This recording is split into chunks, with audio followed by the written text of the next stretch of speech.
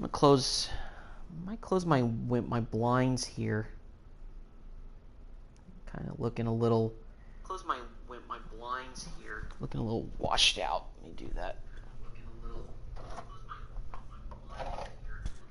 Washed out.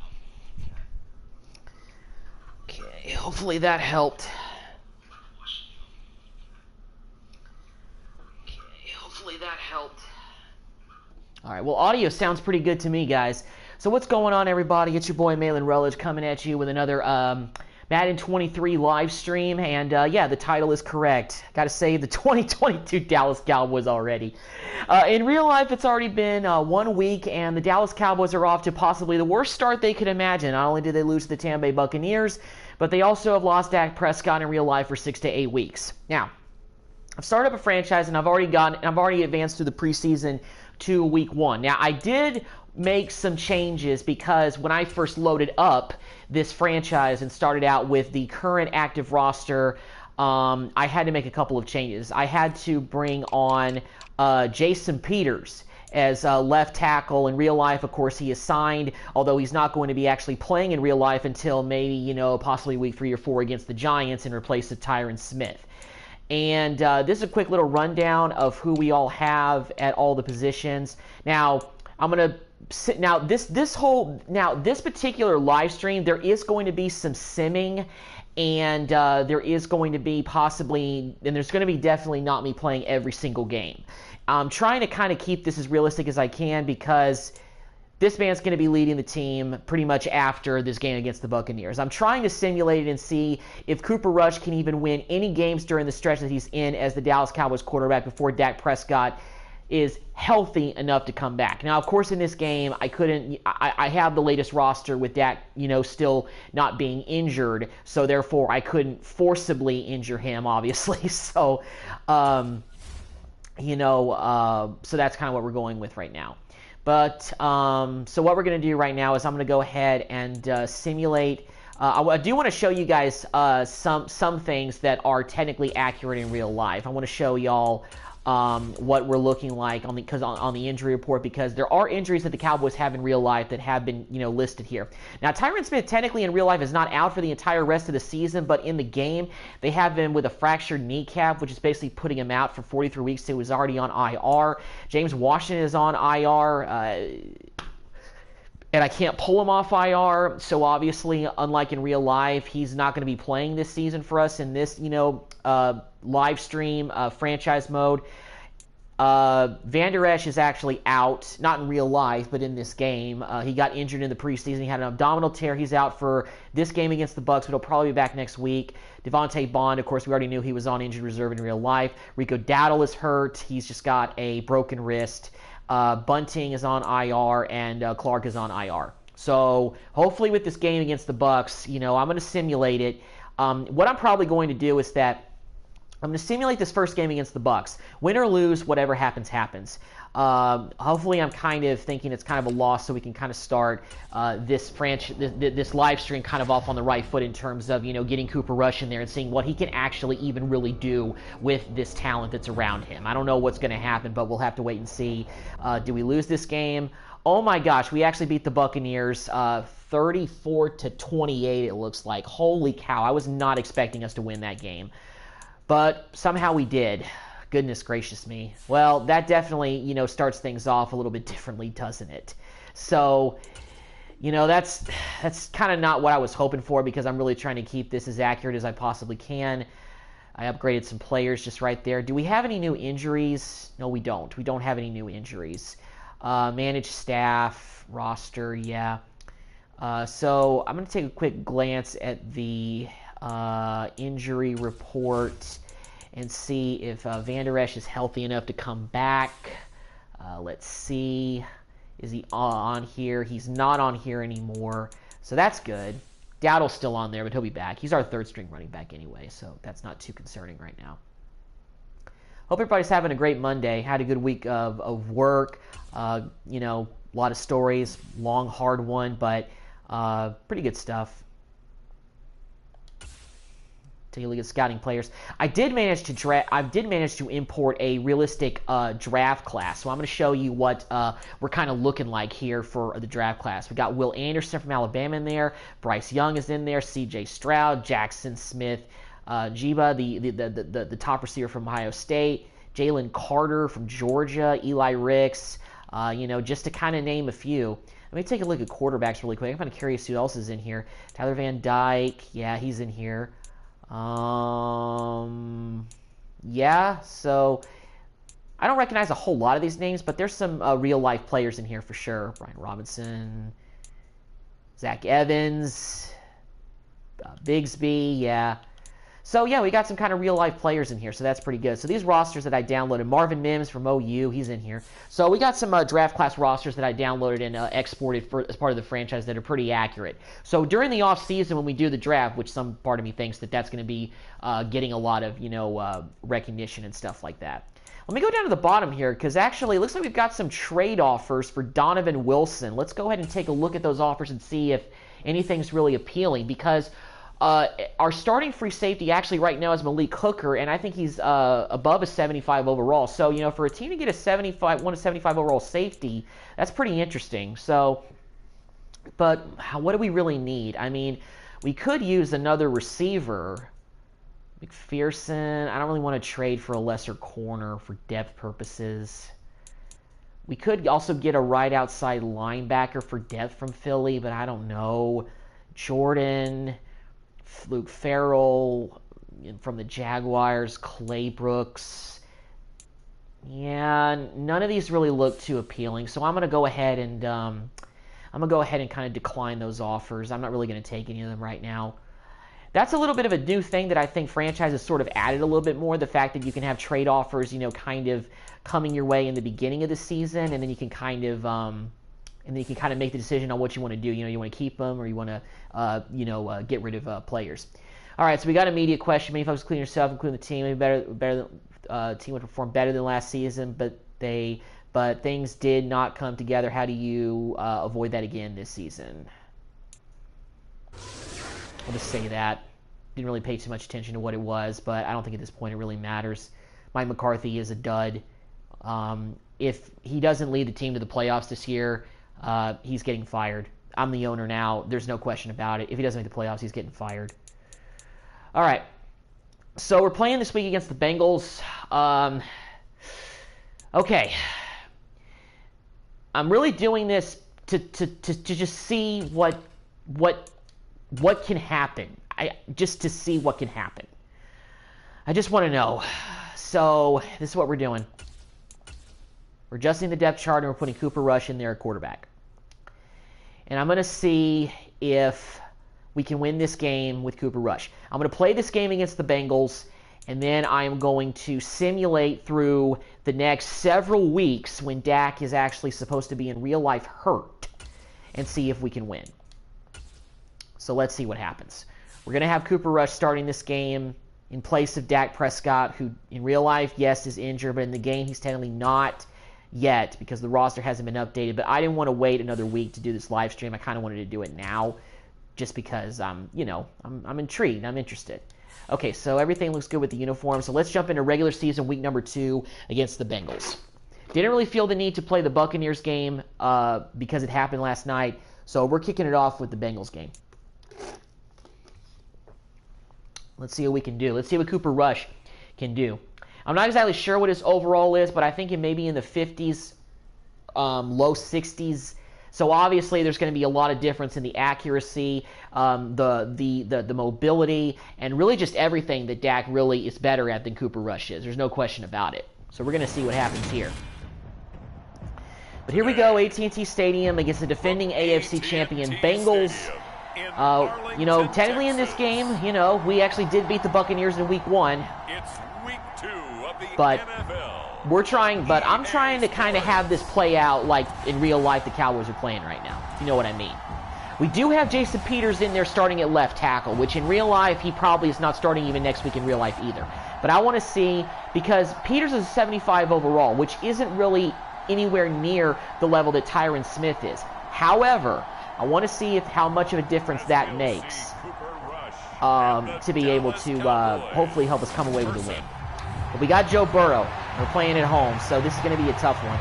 I know for a fact it's going to be. There's no question.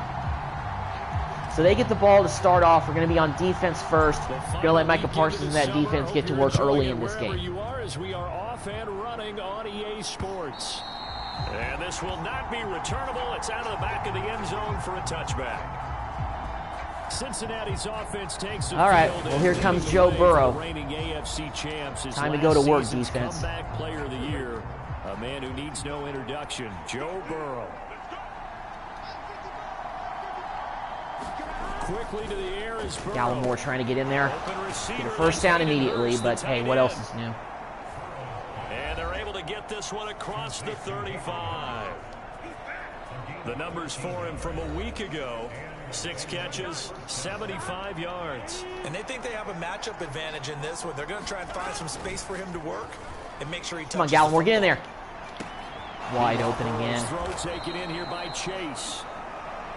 And they've got it. Well, Jamar Chase got a big completion, but Jordan Lewis there on the tackle. Back-to-back good plays have him on the move on first down. Here's Burrow. He's got his big tight end. That's picked apart on defense in his first drive. Stopped near the 35 at the 34. Come on. Burrow going to fake to mix it and now look to throw. There we go. Got home, forced the incompletion. There you go. He was hit just as he let that go. And now it's third down.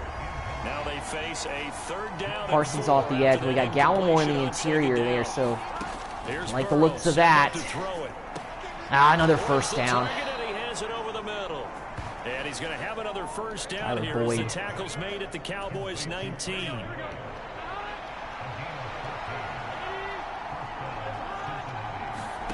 From the red zone now, they'll look to throw. Oh my goodness, he was so wide open. Oh no, he dropped it. Oh my, well, he was wide open, but he just dropped it. Holy cow, I did not expect that to be an incompletion. It's just gone over his head or something. Throwing again, it's Burrow.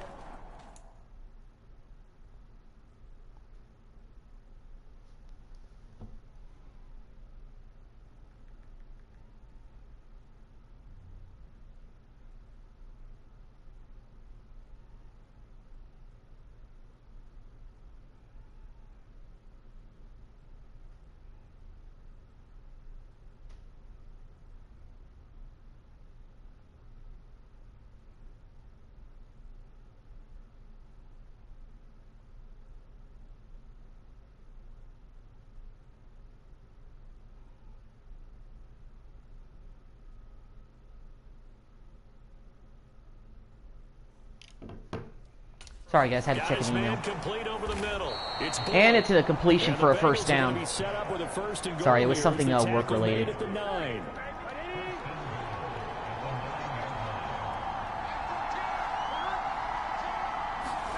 Jet sweep. Oh, jet sweep. Get Boyd down. There we go. And running room hard to come by here. He gets it down to the 8. It's a gain of a yard, and it'll set up second and goal.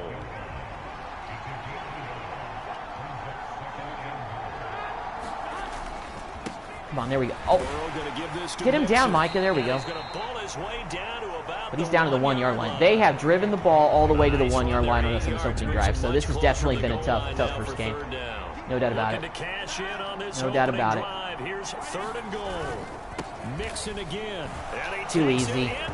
So Bengals drove right down the field on our defense. Of course, we're still lacking there. So, being AFC champs, right down the field. Coming down by 7 points early. Extra point by McPherson, up and good. But it's what it is. And that makes the score 7-0. All right.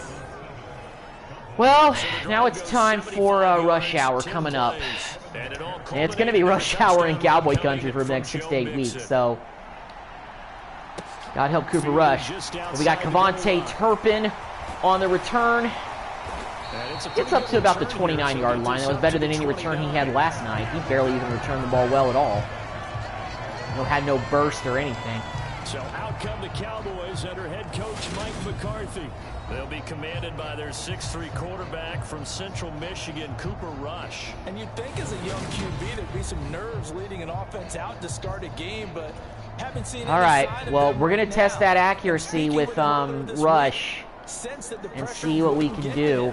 He feels comfortable being the face of this offense, and we're immediately flushed out. Let's just run it and get a few yards. Everything was pretty well covered downfield. I didn't want to take any risk. Probably should, you know, go with a little bit more running the football in this game with Zeke, just because you need to have some type of balance. Here we go. And that's what happens. You get a balance, you get a nice draw play with Zeke. First down, Dallas. Good play call. On a Cowboy first down.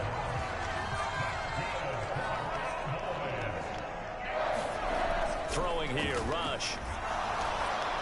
Completes it to Lamb. It's Lamb. And he's able to get this he got about 6 good yards. Across the 45. These are his numbers from last week's contest. 9 catches, 127 yards, and a score. And he's number 6 in the league in receiving yards, and he plays for his team first. But he also Tolbert, maybe thinking, if I can get into the top 5, over the middle. That might affect his bonus in his contract. Had his hands on it, forced it incompletion. The rookie making a little bit of a rookie mistake. Third down. But Charles, you take a look at the draft class for this offense. It's highlighted by a first-round pick who provides a much-needed boost to their offensive line. And you and I both know it's the kind of pick that doesn't often get a fan base really Gallup. excited. Gallup. Oh, no, Lamb, excuse me. I thought that was Gallup on the corner, on the slant route right there. But nope, it was Lamb. First down. A gain of 22. First down for Lamb. So they'll come up in Bengals territory now with a 1st and 10 at the 30-yard line. There's Rush to throw. Probably not the best play call right there. Too many routes that ran into defenders. Not that great. Let's go with a run play here in the inside zone. And they've gotten a pretty good deal from the schedule makers as well. Home dates in weeks 1 and 2. Here we go, Zeke. Here we go, Zeke. Nice run for the first. Power football. We're going to become more of a power running team if Dak's going to be out of the lineup. It's the way we got to go. It's the way we got to run this offense. And maximize what we have. We're going to stick with the run. 10 to the 9-yard line. 2 yards on the carry there. It'll be 2nd down. Try to run the ball a little bit more again. Got Tony Pollard in there to mix up the pace. Room around the edge. Out of bounds at the 1-yard line. But he got the first down. That's a good run for Pollard. Made a good decision bouncing it to the outside. I could have, you know, kept it on the inside and, you know, ran it in there, but couldn't do that with those defenders closing in. Well, it's the end of the first quarter, but we've done on our opening drive what Cincinnati essentially did to us. We've driven it right down the field, and now we're on the doorstep of tying this thing up. So let's get into the end zone with Zeke. Make something happen. And Zeke is in for 6. Easy money right there. Zeke was our workhorse for us on that drive. Did a nice job. Ran the football with some power there. Got this game tied at 7.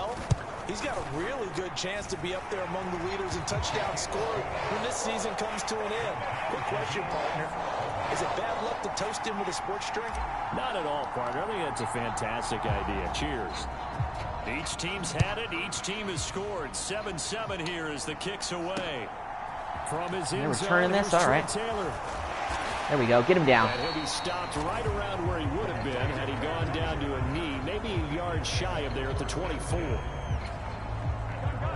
The Bengals drive about to get going. So both of these teams, let's try to have a better defensive possession than last time. Not let him just drive right down the field too easily. There you go. Nice tackle by Malik Hooker coming up there. He gained no yards on that catch. That's what we need to see on defense. There's some one-upsmanship going on right now because they just had their touchdown answered by a drive of double-digit plays that also found the end zone. Now they want to do something even more impressive to answer that. There we go. Good defense. He'll just get rid of it. I think he had to unload that one before he wanted to. He was right up in his grill. I think he was a dentist there without a license, don't you? Oh, pick! Give me that! Let's go! Picked off by Intercepted by Jordan Lewis. How about that? That was perfect. That's just what we needed.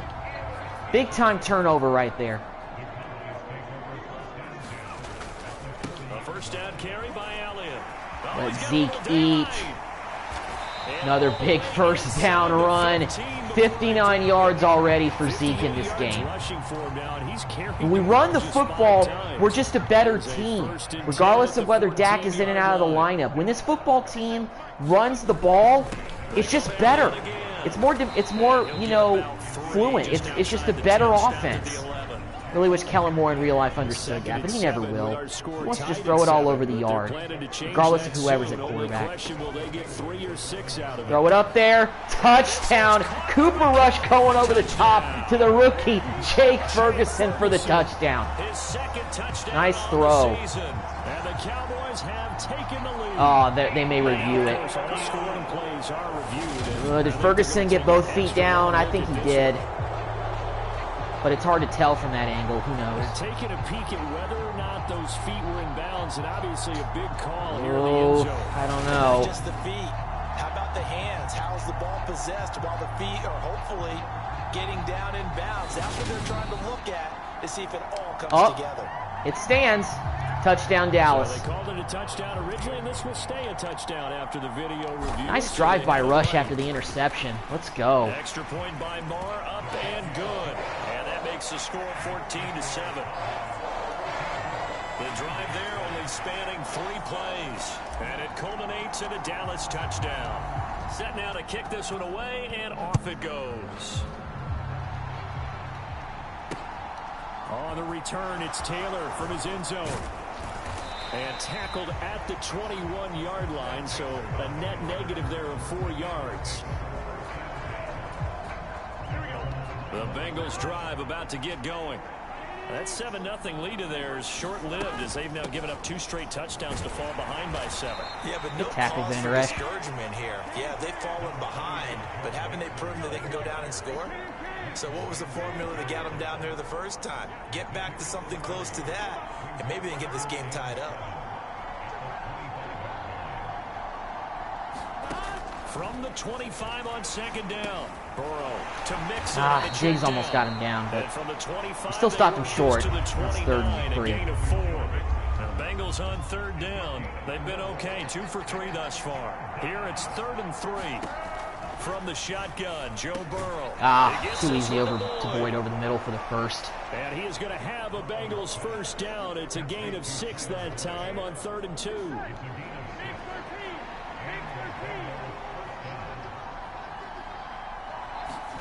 Now Burrow. That's the tight end Hurst. Vander Esch's been all over the field so far. He's having a pretty good game. 6 yards. And it's 2nd down.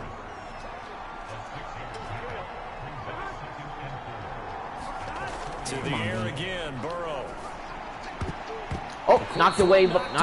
Diggs had the coverage. Good job. Sometimes when we talk about coverage, we're just about a defender running with a receiver, but a big part of it is understanding where the football is, finding it. In this case, when it arrived, it wasn't a surprise. He was able to bat Mixon got the first. And he'll be taken down, but he does have first down yardage.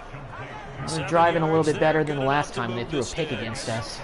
This offense hoping to avoid a 2-minute warning too. They might want to hurry it up if they want to score before the end of the half, but not them.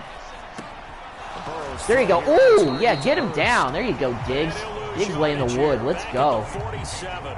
He was unable to shake free there. They'll cover him for a loss of a yard. Coming up to the line, and they will need to run another play here before the 2-minute warning. Looking to throw again on 2nd down. Burrow. This goes hit, Diggs. Back-to-back strong hits. And they're going to get this to about the 44-yard line. 2-minute warning. Bengals driving, but still got a little ways to go if they want 7. They'll come to the line needing only 2 yards to gain the first here. 3rd and 2. Now Burrow. Man. Hurst is tight end. And he is going to have a Bengals first down as they get 5 there on 3rd and 2. A draw play for Mixon. Get him. Come on. So a good spin move Hit us with the spin move and got the first pretty easily there.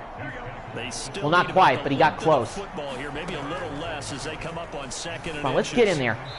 There you go, out of bounds. No way, he didn't catch that. Good job. There we go, D. Gallimore almost got home. Gallimore on Diggy Zua. Trying to get home there. Now it's Burrow. That's caught over the middle by Hurst. Hurst over the middle. Have a Bengals first down as they're able to move the sticks with a gain of 4 on 3rd and inches. And now we won't see a play on first down. We're going to get a timeout instead as they get the stoppage with a little over 50 seconds to go in the first half.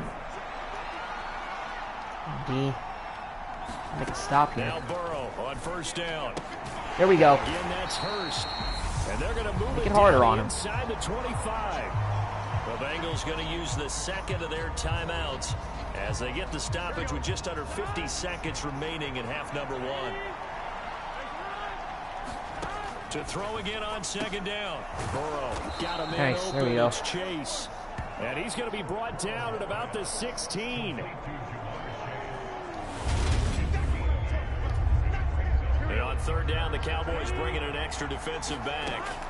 Again, it's Burrow. Dumps it off to Mixon. I over-pursued with Vander Esch and couldn't get him. Getting it down to the 10. They get 6 on the pickup there as the drive will continue. So not quite a 1st and goal. It's 1st and 10 from the 10. It's a long drive. That's caught by Chase.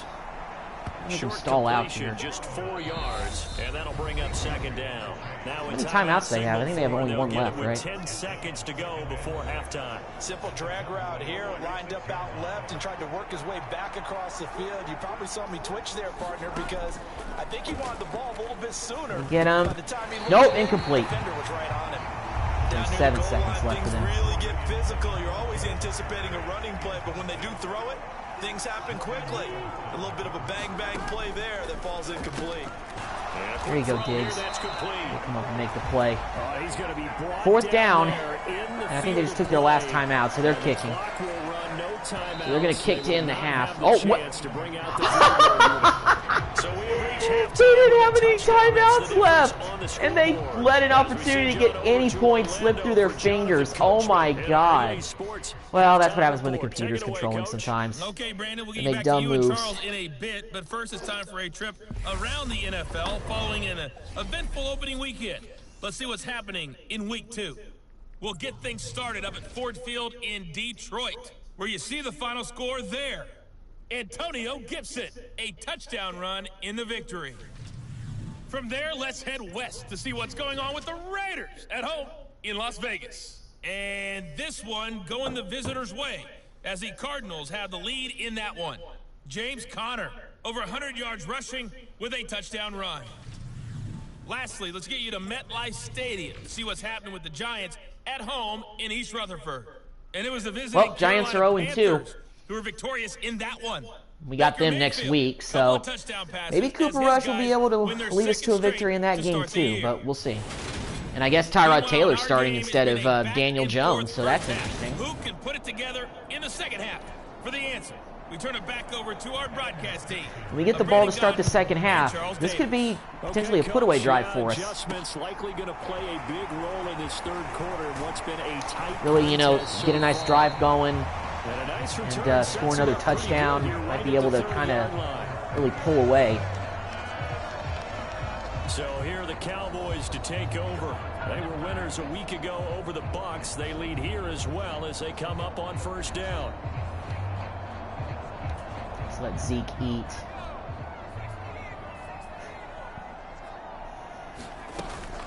Second half starts with a carry by Elliott. There we go. Nice run on first. 68 yards rushing. I mean, they're giving us so much in the running game already right off the bat. Why not keep going there? Staying on schedule, staying ahead of the sticks, whatever you want to call it. 7 yards on first down. That fits the bill. They'll get 3 as Another the first drive down for continues. Zeke. It's a first down. It's nice every now and then in this game not to see people overthink it. Just hand it to the old reliable guy. Let him pick up the first down. On the option, here's Elliott.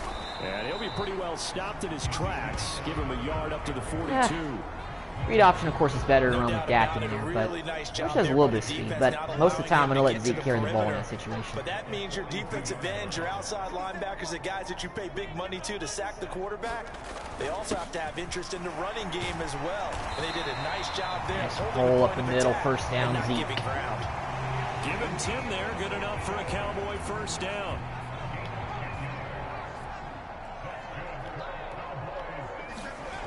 Now Rush. That was pretty inaccurate. Well, they've been back on their heels a little bit here on this drive, but a chance to exhale just a little bit there with incompletion on first down. Now they have to gear up, try and get 2 more stops, and escape this drive. All right, well, that makes it at least third and manageable on that run. Not afraid to run the football at times. More often than Kellen Moore seems to do. Schultz, ooh, that could have been a pick. That was a bad decision. That was a bad throw. That was a bad decision. All right, well, let's try the 59-yarder with Maher and see if we can get it. I don't know if we will. Come on, Maher. Maher able to put this one through. Boom! Let's go. 17-7. All right. Well, we got 3. I wanted 7, but not bad. Not bad. Still up 10. First drive after the break, they come away with 3 and increase that lead. I can definitely tell the inaccuracy issues with Cooper Rush compared to Dak, because it's pretty clear that it's very different. Because that pass that I threw to Tolbert was way over his head. That definitely has to do with the major difference between the accuracy of the quarterback. No question about it. Following the field goal a moment ago. But the goal is still the same because you know they want to come out, establish was that roughing the passer? And get going. Make no mistake about it. Yep. And I was controlling the guy too. Controlling Gallimore and hit him late. Well, Charles, sometimes we talk about the lengths officials sometimes go to protect star quarterbacks, but that was tough to argue against. Yeah, and I'm sure that everyone's going to say, hey, we're going to administer the penalty the same way for all quarterbacks. But when it's a star back there, even more so, they're going to be diligent about throwing the flag. 3 yards on that last carry. Here's 2nd and 7. Out of the gun, it's Burrow. And a fine chase on the right there by Diggs. Complete.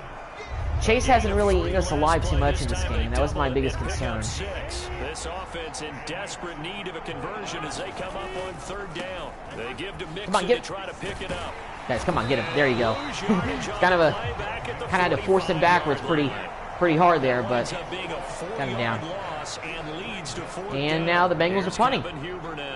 And surprisingly, this is the first punt of the game for either team.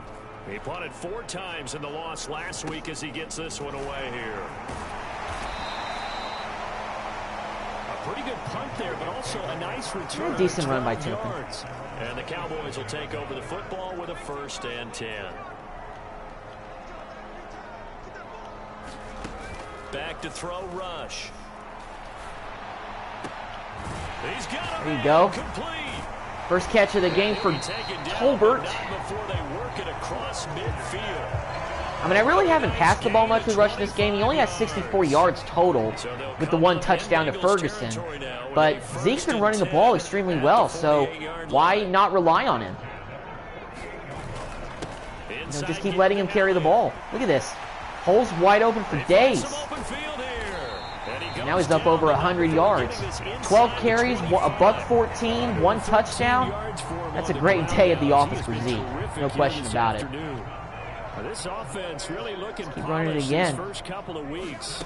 Here's 1st and 10. Zeke. And he'll take it down here just shy of the 15 at the 16-yard line. I think getting Jason Peters in there at left tackle is paying immediate dividends as well.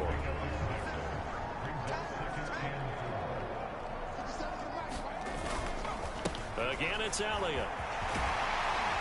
And he will be brought down at about the 6-yard line. Nice run. A gain of 10 as they look to add on. The workhorse on this drive. He is the bell cow. That's what Zeke's going to be for this stretch with Dak being out of the lineup. Doesn't matter what play is called. They are handling their business at the line of scrimmage and dominating right now on this drive. And he's able to get it down to the 2-yard line. Give him 4 on the carry there at 2nd and goal.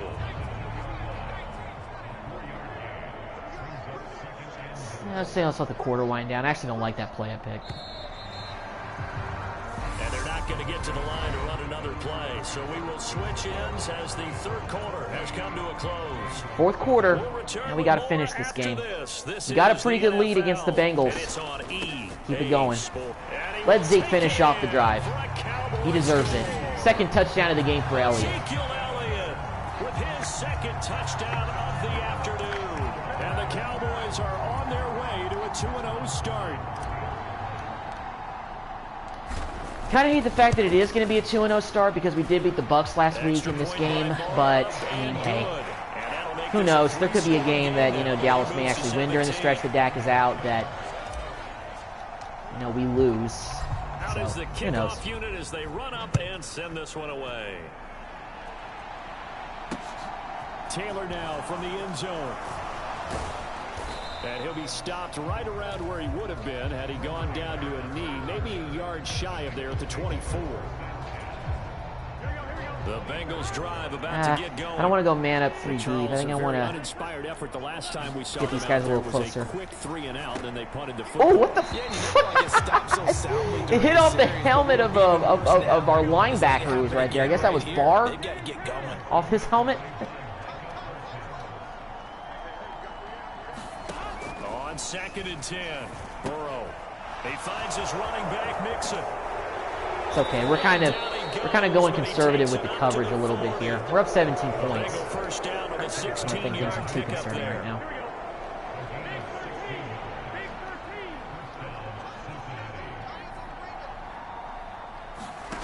Now it's Burrow. They'll set up the screen here to Mixon. And the result here, a pickup of 8. Leaves him with 2 to go on 2nd down. Only needing 2 yards on 2nd down. From the shotgun, it's Burrow. Get in there. Ah, all right, incomplete. And it's incomplete. They lead big, and a major part of that has been how they've taken their play to a whole new level this second half. No points allowed since the break, and you can add another incompletion to the total number that they forced in this runaway contest. To the right side and complete to Hurst. And he is going to have a Bengals first down. It's a gain of 6 that time on 3rd and 2.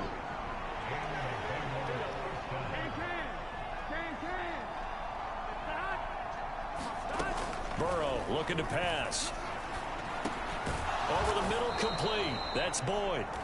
And they're going to get this down to about the 37. So not quite a first down just yet as they come up on 2nd and less than a yard. Something to slow us down. And Burrow going to throw again. He'll find his running Another back, completion Joe for Mixon. first. And they'll work this down inside the 30.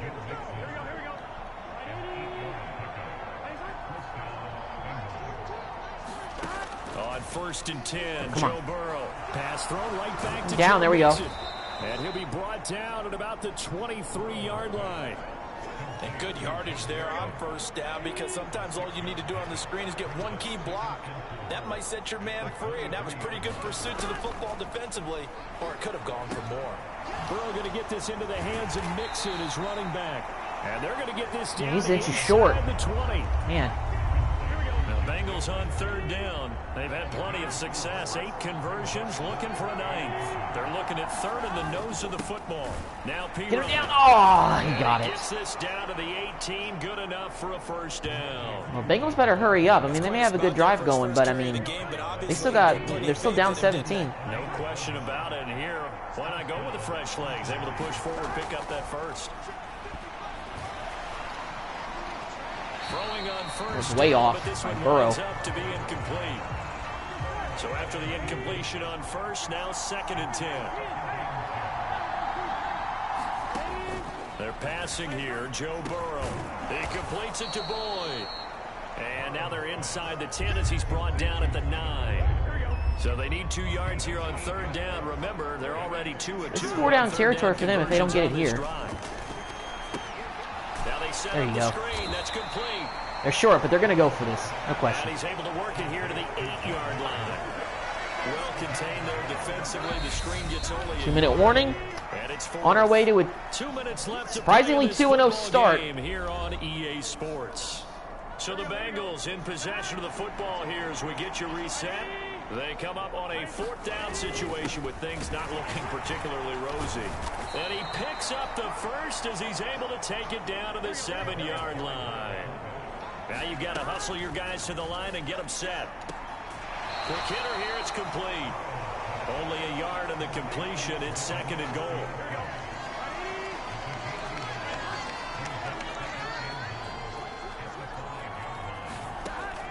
Burrow will throw.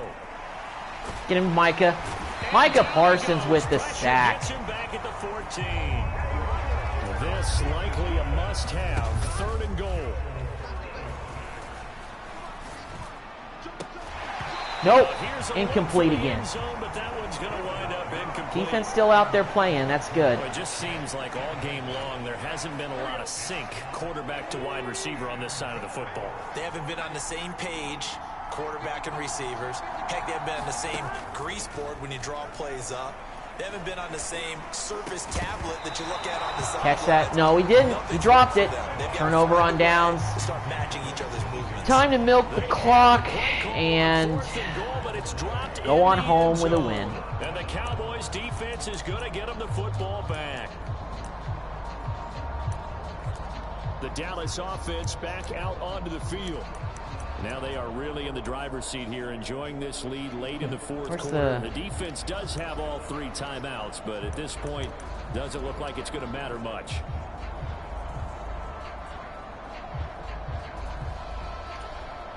Yeah, we'll do a 1-run with Zeke, and then we'll start taking these. They'll try to run some clock now with Elliott. And a nice gain there as he'll be taken down just shy of the 20. And a tackle there by Jermaine Pratt. I have to chuckle to myself a little bit, Brandon, because right now I could be in that huddle with that offensive line. I know exactly what they're saying. If you call a pass play here, we're going to call a timeout. Run the football. We've got control of this thing. Get in behind us and let's go. Their time well, to shine. On our way to a 2-0 start. Cooper Rush substitutes for Dak in his first start of the season. And we are on our way to a 2-0 start, despite the fact that Dak actually did play last week against the Bucs. So, if any outside observer is looking at this and thinking that, man, why would they bench Dak? You know, it's like, hey, well, you know, hey, Cooper Rush beat the Bengals. So, I mean, it is what it is. But like I said, I'm just trying to, you know, prove and, you know, I'm trying to keep this as realistic as it is with the Cowboys in real life and see if Cooper Rush is capable of leading this team for pretty much the whole first half of the season, and this team is still in a position to possibly get into the playoffs.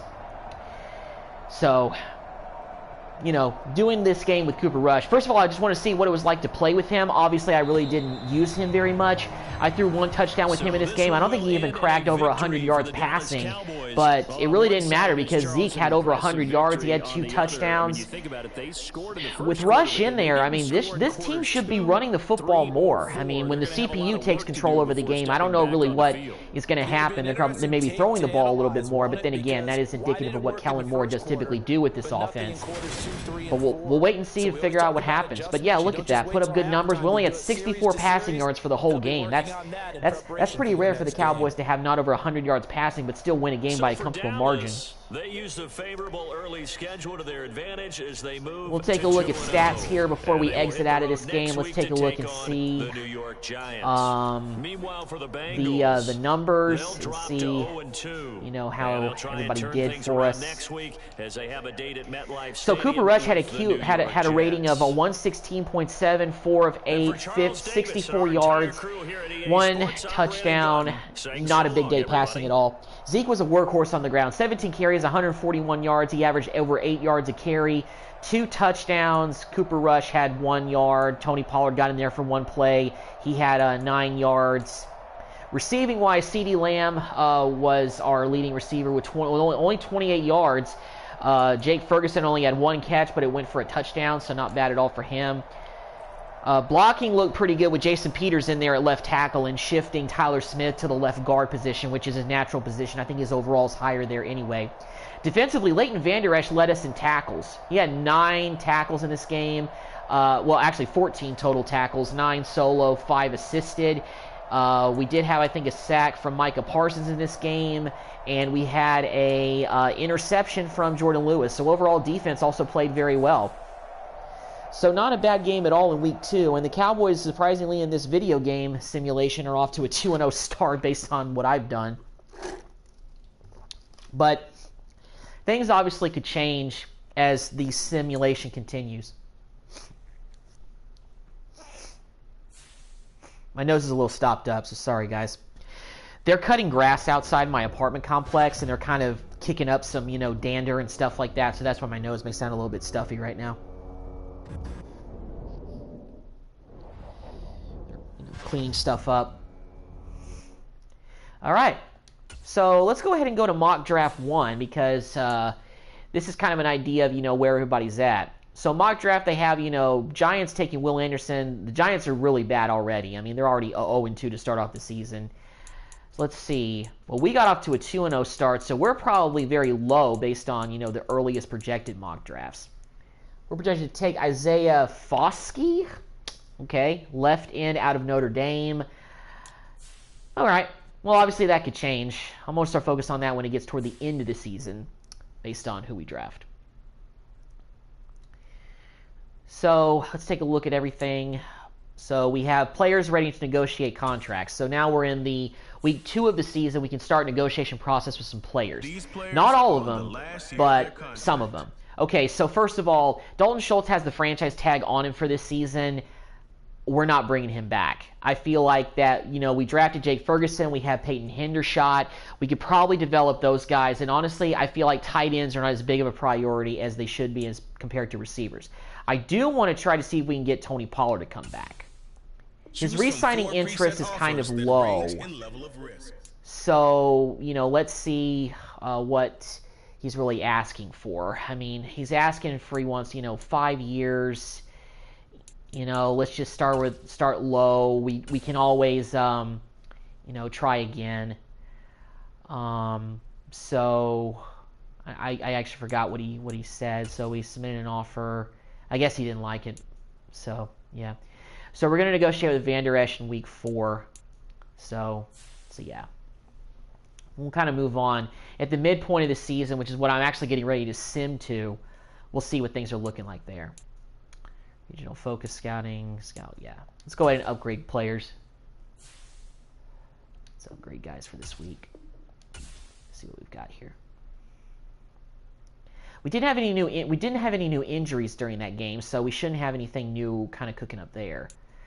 Regional scout manage, yeah. Let's go down to trade offers. So we still got trade offers for Donovan Wilson. Let's see if there's any new offers on the table that may just be looking a little bit better. I am open to trading him, but it's got to be for the right package. See, these are basically the same packages. The Texans, these teams have all continued to have the same offer, so I'm going to keep declining until something really good comes on the horizon. Although the trade deadline is, done at the midpoint of the season, so we may miss the boat on that, but at the same time, I'm not looking to trade Donovan Wilson for, just a lot of backup, depth like that. I don't really think that we, should be looking for that necessarily. Okay. Well, let's go ahead and advance to, so we're going to go ahead and advance to midseason. Now, when we get to midseason, now based on, in real life, what they had projected Dak Prescott to be out, 6 to 8 weeks, the exact pinpoint of when he might be able to come back based on that timeline might be to play might be able to come back during the November bye week or after that bye week. And I believe that is after, and I believe that's maybe before the Chicago Bears game. So I'm going to go ahead and simulate to midseason, and let's see where this team's at. Let's see where they're at. We can jump back into the whole negotiating contracts with players at the midpoint of the season too, so I might kind of dive into that a little bit. So we're already in Week 3 of the season, so let's see what happens when we get to about basically Week 7, 8 of the season and see where the team's at. Do we actually have a winning record? Because technically we actually started off the year 2-0 against two of the best teams in the league. Or or do we have a losing record with Dak Prescott basically ready to come back into the lineup? So we'll wait and see what happens with that.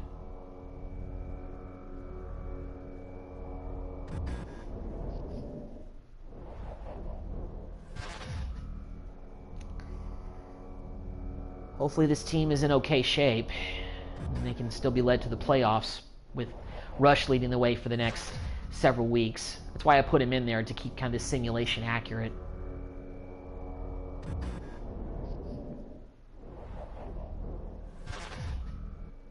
All right. And look at that. But you know what? That is what I would expect Dallas to be at this point of the regular season. So, let me go ahead and take a look. I want to be able to count up the weeks properly. So 6 to 8 weeks was the projected time slot for Dak Prescott to be out. So we, of course, started off 2-0, and then with Cooper Rush in there, we proceeded to lose every single game that he started. We proceeded to lose the next 5 games. Lost to the Giants by a lot. We let the Giants score 50 points. Lost to Washington by 10. Then we lost to the Rams. Lost to the Eagles. Lost to the Lions. Wow. So we're 2-5, getting ready to face off against the Chicago Bears. So, realistically, this is probably the time where Dak Prescott would probably suck it up and come back into the lineup. So we're going to go ahead and make sure we leave no stone unturned with this. Let's go ahead and let's put Dak Prescott back in the lineup before we do anything else. Manage roster. Let's go to the depth chart. Let's make the adjustment. Okay. So this is really where the true live stream try to salvage the season truly begins. Okay, and Dak's still at a 90 overall. Because he's been sitting on the bench, he hasn't been able to get injured at all at any point during this, during the simulation and everything like that, just so we can keep things accurate. So one thing I do want to do really quick is I want to go to the injury report, and let's see if we have any new injuries there that actually also is impacting the fact that we basically lost our last 5 games. I don't really see anybody new. Well, Tolbert's in there, but he's only out for 1 week. He pulled his groin. So, yeah, no new names are on the list, so that's good. We don't have anybody like Zeke out or anything like that, or Tony Pollard missing time. So that makes me feel a little bit better. So we made the move. We put Dak Prescott in the starting lineup again, so that's good. So he's back from his thumb injury, and this is where we are going to have to try to, rally the troops and, find a way to make the playoffs and rally after starting the season 2-5. Not going to be easy, but we'll see what happens. It starts off with this game against the Bears. So players ready to negotiate. Let's see who we can Let's see who we can negotiate contracts with now. Who's different? Okay, so what was Tony Pollard's problem with the contract that we offered? Previous offer, last offer you submitted. They rejected the offer already. Okay, so let's go ahead. We may have to up this offer pretty good. In 4 years. I would like to play for a new team next year. Okay. Well, we still got a chance to sign him in the offseason. So yeah. Well, Van Der Esch's re-sign interest is, kind of up there. So let's go ahead and see. This is what he desirably wants. Let's see if it works. The length is bringing this offer way down. Okay. Well, can't get everybody. Anthony Barr. Let's just see if we can bring him back at all. We're going to have to probably up this offer. Let's see if 3 years. That's a good offer. Glad we got the deal done. Okay, even if we lose Van Der Esch this offseason, we did re-sign Anthony Barr. So I think that's a pretty good, decent start. Okay, so we've got Anthony Barr back. We can negotiate with Anthony Brown. Honestly, I'm really not interested in bringing him back. We have Trayvon Diggs. I do think we signed Jordan. Is Jordan Lewis somebody we also have to negotiate with? Or is he good for the foreseeable future? Yeah, he's good. Okay, so we're going to let Anthony Brown walk. We're letting Anthony Brown walk this offseason. Donovan Wilson, we're going to let him walk as well because Malik Hooker we already have on a deal.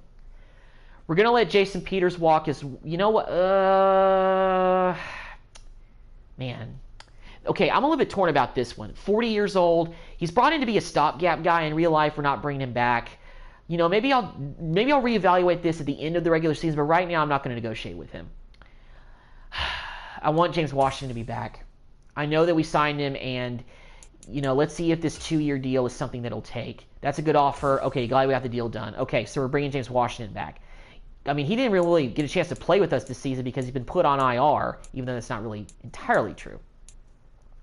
Dante Fowler Jr. Okay, his re-sign interest with us is high, so that's good. We could get probably a better defensive end than him in the free agent market, so I'm thinking I'm just going to let him walk away as well. Tristan Hill, we are not going to bring him back. So, yeah, a lot of those guys I'm thinking about just letting them walk. I'm going to let those guys walk away. Not really worrying too much about it. Anthony Barr, I guess, maybe not have been the best move to make as far as trying to bring him back. However, I'm thinking about it in terms of if we lose Van Der Esch in the offseason, we're going to want at least a solid linebacker in there. And Barr is still a 79 overall, so that's not too bad. So we're still scouting and everything. Let's go to trade offers because we've still got trade offers for Wilson. If we can take care of this season, maybe we can be in better shape. Okay, so the 49ers have kind of upped their offer a little bit, but it's only for a 7th-round pick.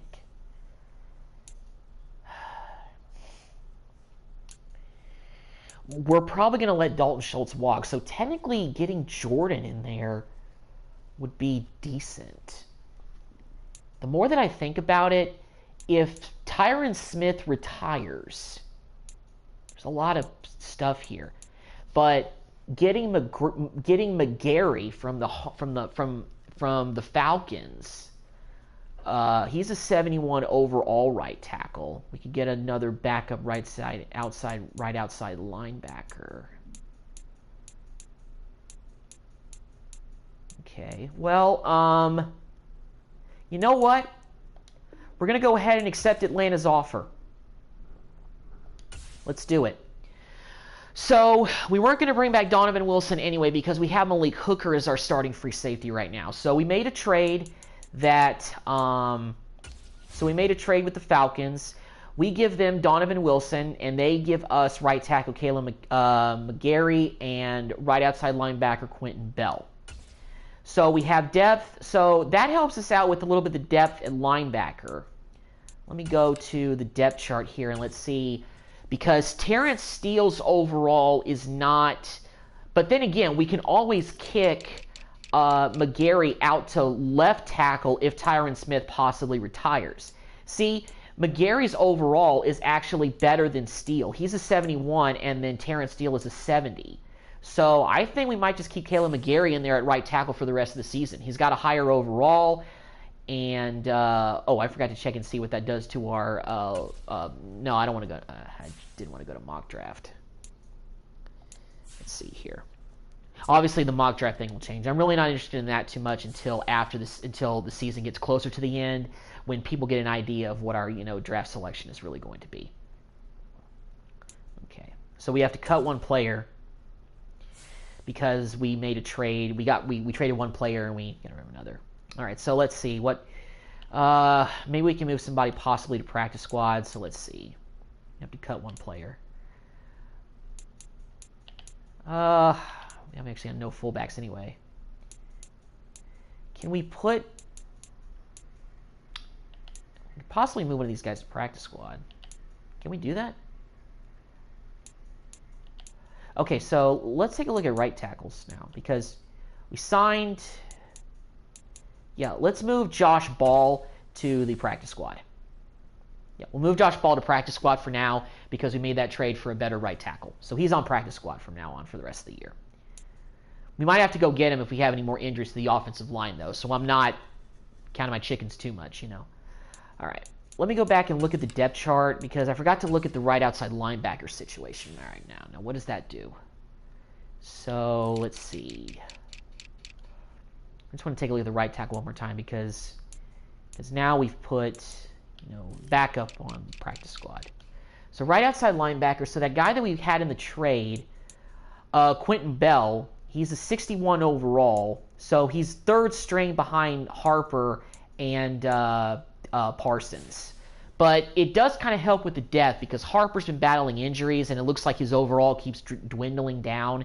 So I think that was a decent trade to make, to get, you know, a right tackle who can really possibly start for us for the rest of this season, and, you know, a backup right outside linebacker, so that helps. Players ready to negotiate. What I wonder is, you know, usually when you try to trade somebody in the NFL, it's because they're on the last bit of their contract. So did that right tackle get added to the list of players we can negotiate with? Quentin Bell did get added, but that right tackle did not. Okay, so his contract may actually not be up for another year or two. All right, so we'll go with that. We'll just continue on with that, and just keep trucking along. Play season game. So we have other trade offers for Tony Pollard. Okay, let's go ahead and check out these offers, because Pollard really doesn't seem like that he wants to be in Dallas next year if Zeke is possibly actually on his way to kind of a resurgence here.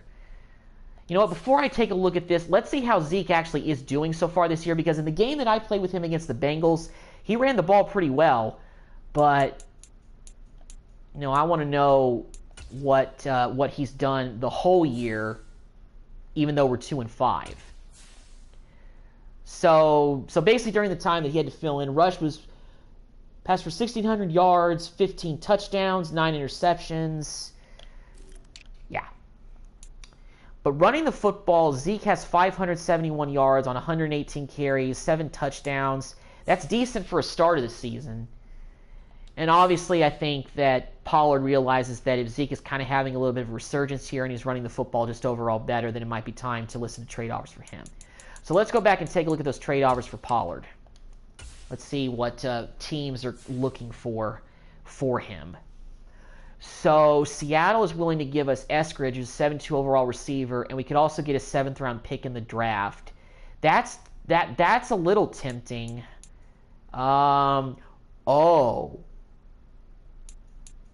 Miami could give us Mostert and a 6th round pick.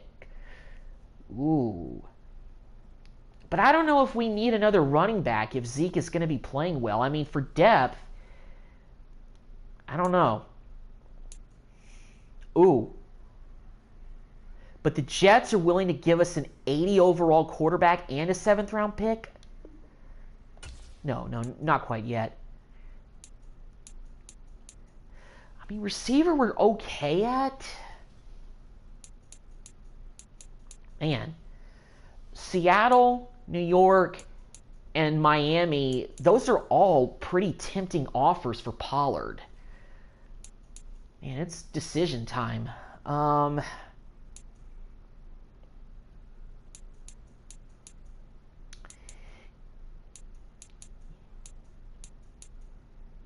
mean, Pollard doesn't really want to be here anyway. Our corner situation is we're going to let, you know, Anthony Brown walk in the season. So let's, man, this is tempting. This is an interesting decision I have to make here. So, you know what? Let's go with New York's offer. Let's take the cornerback and the 7th round pick. All right. So we just made a trade. For an 80 overall cornerback. I think it's Bryce Hall. No, it's not Breece Hall, because that's the okay. So Bryce Hall, yeah. So we initiated a trade with the New York Jets. We gave them Tony Pollard, 82 overall running back, who has already expressed interest in that he's going to test the open market because he didn't like the negotiation we were doing with them. So we're going to get Bryce Hall, an 80 overall corner from the Jets, and a 7th round pick. That's not bad at all if you ask me. So let me go to the depth chart and see what that kind of does. Well, actually, first of all, let me see if Hall is going to be one of those guys that if we really actually want to bring him back for next season, we'd have to negotiate with him. So let's see. Has he been added to this list? If he has, we can already negotiate with him. Might have to hit the ground running on that one when the time comes. He's not on the list. Okay. So let's go ahead and check out and see the depth chart now since we made that move. I mean, that seems like to me a trade where you're trying to upgrade your position and thinking about the future, because we're going to let Anthony Brown walk during free agency this offseason.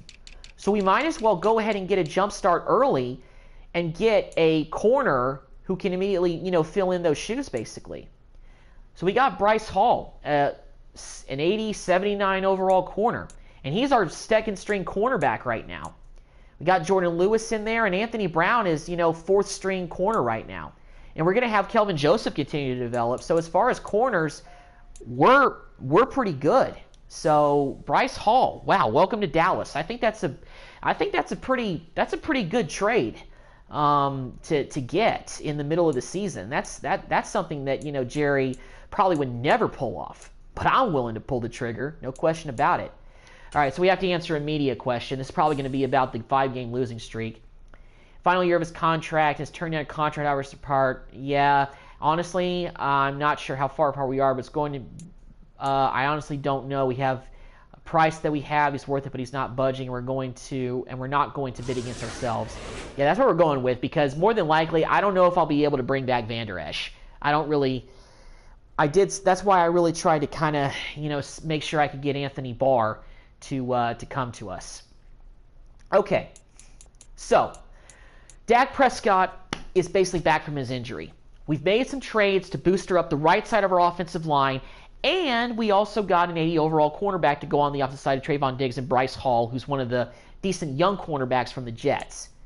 So let's go ahead and advance this week against the Chicago Bears with Dak's first week back, and let's see how we do.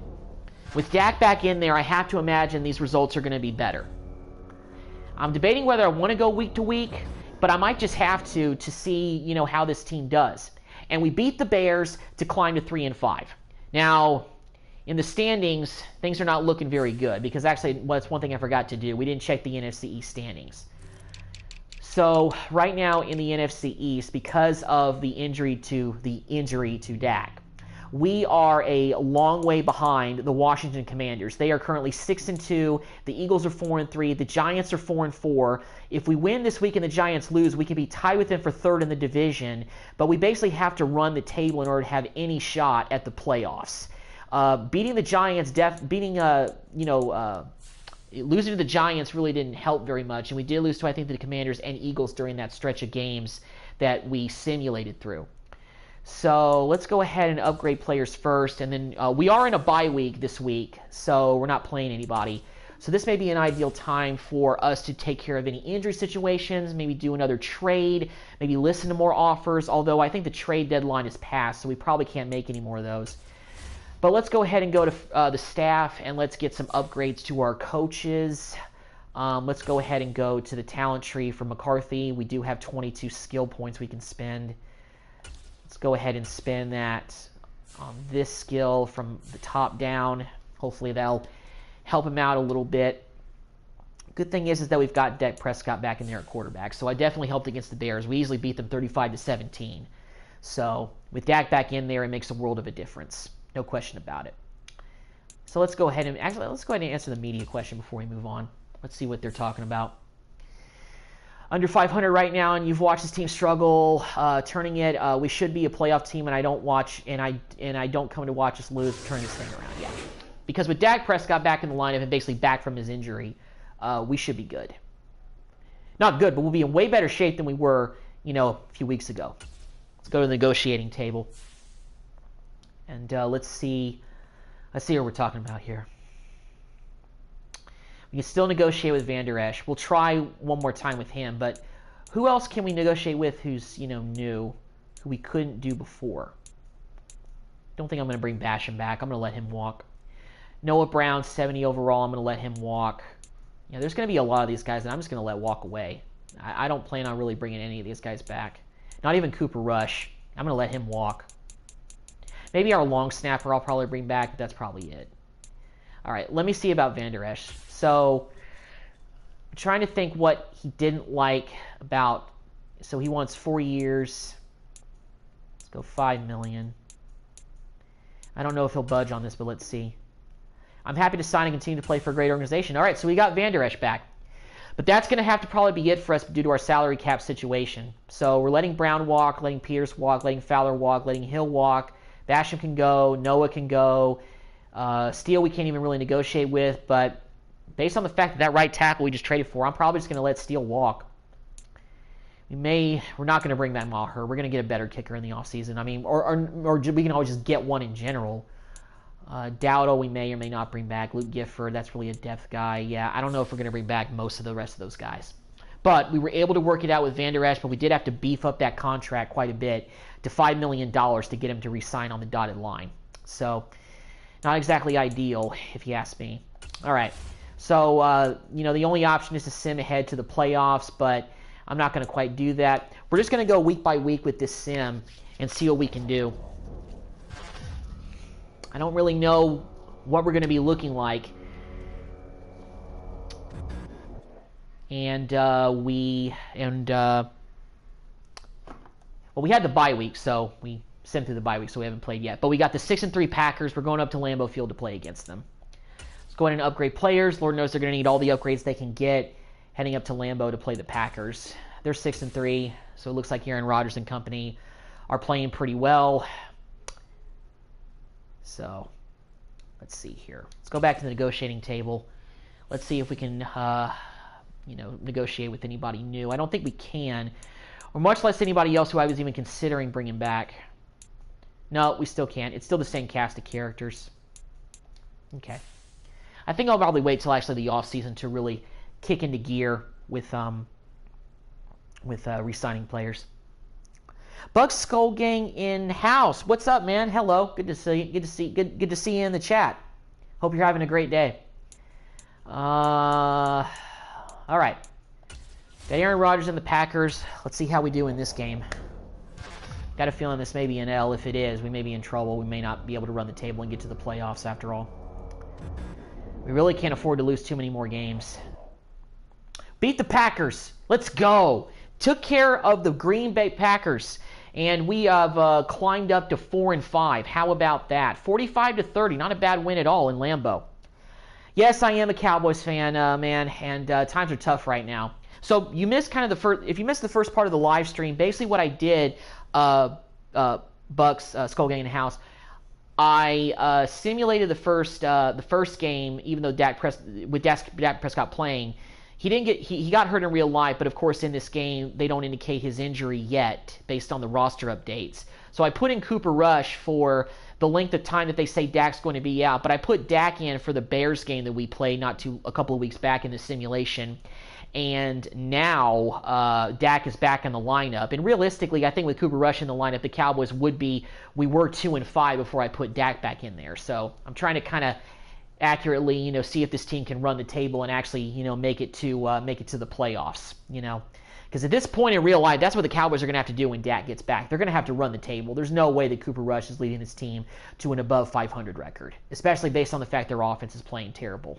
There's no doubt about it. That game against the Bucs was a very telltale sign. So just getting you up to date on, what this really is. You will see some gameplay eventually, man, but it's going to be quite a lot of simulation. But if we make the playoffs, then I'm definitely jumping back in and we're actually playing some games. Or if we get to the last game of the regular season, we'll do that as well. So that's the plan. Her trade for quarterback or sign quarterback. Listen, I want us to trade for Jimmy Garoppolo in real life, but that's not going to happen. Jerry always sticks to his deal of, sticking to his guys, and he doesn't like guys coming in from the outside. That's why we got rid of Cooper. Actually, I'm playing on the PS4. Man, I don't have a PS5 yet. I don't have the kind of money for that right now. Okay, so we did beat the Packers, so now we're going up against the Vikings. They're 5-4. Let me take a look at the NFC East standings really quick going into this game, because we're in better shape than we were a few weeks back, but we're still in the basement. We are tied. We do have the same record as the Giants. However, I think they're still ahead of us because they did beat us in week 3. So they have the head-to-head. I don't think we play the Giants. We don't play the Giants again until Thanksgiving Day. So blame Cowboys offense coordinator and head coach. Yeah, hey, I do. I really blame them more than anything. Dak's out there by himself doing the best he could last night. That's what happened. Eagles 6-3. Commanders are 7-3. God, the Commanders led by Carson Wentz are 7-3. I'll be. So that's going to be the team that we're going to have to be competitive against to win the division. Let me see our schedule. When do we play Washington again? I feel like we've already played them once this season. I could be wrong. Okay, we played them already at home and we lost by 10. And we don't play them again until the last game of the regular season. This is setting up for a Week 17 NFC East Championship if the Cowboys manage to, really run the table or anything like that. So, straight up, that's what's going to happen. Scouting, manage, roster. All right. So let's see how we do against the Vikings. We haven't had any new big injuries. Otherwise, that would be indicated in the task list. So let's see what we do. How we do against Minnesota. And we beat the Vikings 34-28. And we are on a winning streak for sure. Let's go ahead and go to staff. Looks like we've got enough for some sort of upgrade, possibly. 7 points. We could possibly give some of that to our offensive coordinator, Bill Duncan, a.k.a. Kellen Moore, but that's what it is.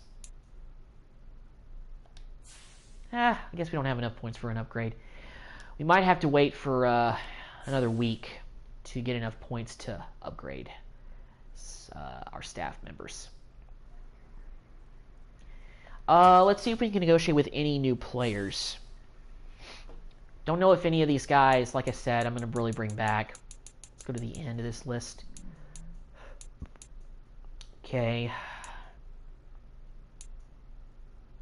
Quentin Bell we can negotiate with, but you know what?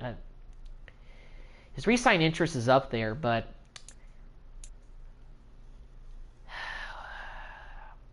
getting that right tackle in the trade we made with Atlanta was the best thing, so we probably just ultimately let him walk. Sorry, Quentin. Play. Got a media question here. Let's see what they're talking about. You've got an opponent you know well. Coming into your house this time. You're both playing at a high level. What do you expect it to be like? One, I expect us to win. Absolutely.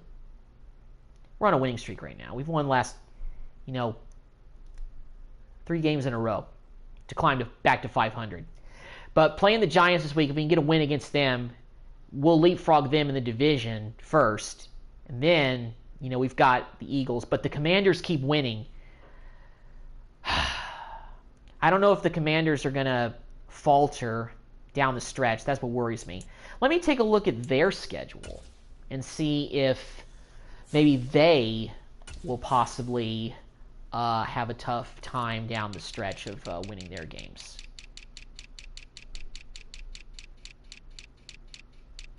Okay. So they, let's see. So they're 8-3. And they have the Falcons, the Giants again, Niners, Browns, and then us. So they don't really have a tough schedule down the stretch. Watson maybe is playing for the Browns in this mode, but I'm not 100% sure. We'll have to wait and find out. But this is a pretty easy schedule for the Commanders to end the season. The only tough opponent I see is possibly the 49ers with Trey Lance, but I don't think they're doing very well this year. And then the Browns maybe, but I don't even know if any of those teams are winning games. So who knows? It may be a different story. Maybe tough for Dallas to run the table because at this point we need the Commanders to drop several games in a row, and we need to win every single game the rest of the year to make the playoffs because we also have the Eagles and Giants still ahead of us. But if we win against the Giants this week, we could possibly get finally on the track to fighting back and winning the division. So let's see what happens this week against the Giants. Looks like Saquon is still healthy, so this is definitely a tougher matchup than in years past.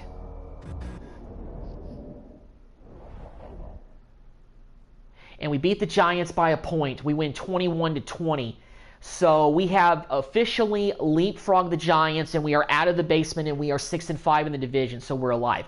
Unfortunately, the Commanders also won, as well as the Eagles. So the Eagles are 8-3, the Commanders are 9-3.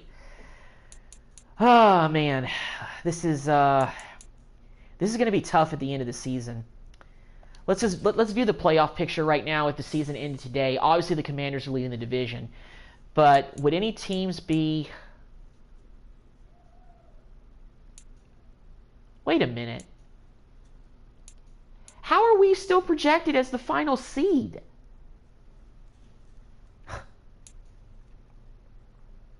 Wow, so that must be where Washington is. I can't see it because my camera's in the way, but I'm pretty sure Washington's in there. So there must not... So 3 NFC East teams right now projected to go into the playoffs, including us. Holy cow, that's unbelievable. So we may not need to win the division to make the playoffs, based on the way that things are stacking up this year. I got to go to the league standings and see what's going on with the NFL this year, at least in the NFC. Okay, so let's check out the NFC conference standings. Okay, so the Panthers are the number 1 team. They're the number 1 seed at 10-2. Commanders are number 2. Third are the Eagles. Man. So, wow, the NFC is just not good at all. A lot of teams are 6-5, 6-6, but a lot of those teams are 5-6, and they're struggling to keep ahead. So by far the best team in the NFC by a long shot are Carolina, Washington, and Philadelphia. But all the other teams are clustered around 6-5, including the Cowboys. So this is going to be a situation for the NFC East, at least in the first year of this mode, where the winner is the playoffs are going to have 3 teams from the division. Wow, that's crazy to think about. Man, that is insane when you think about it. All right, so we're playing the Colts this week. The Colts are pretty good. They're 8-4. We're 6-5.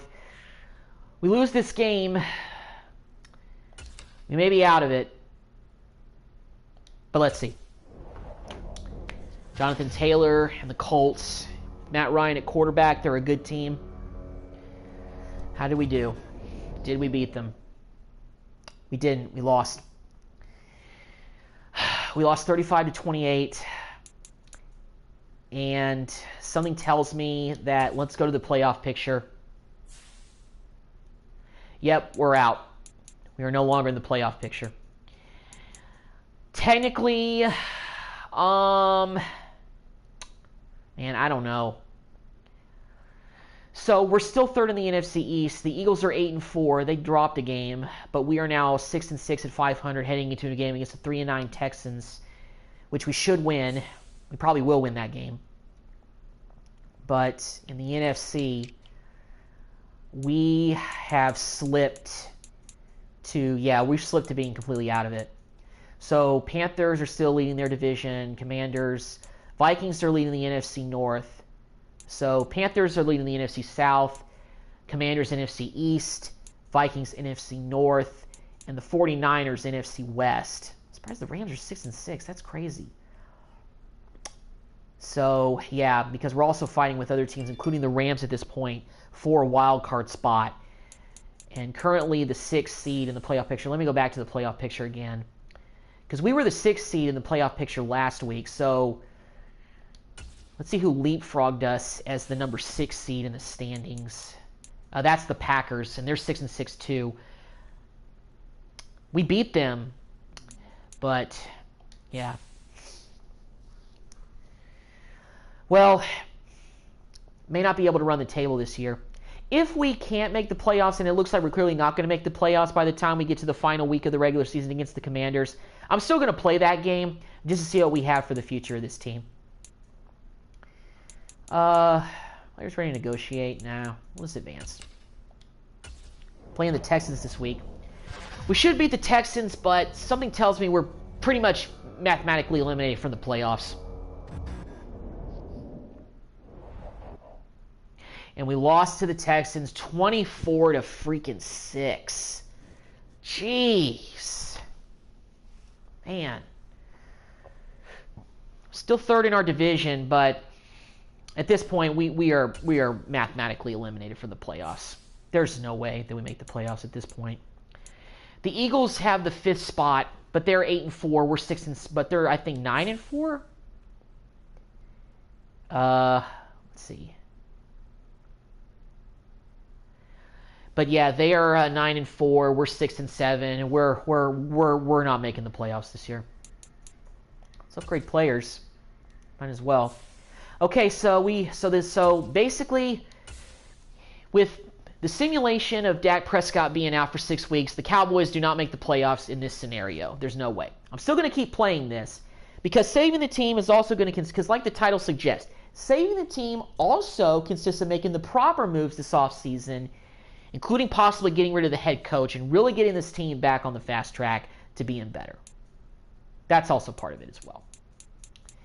Answer a media question. Let's see what they're saying this week.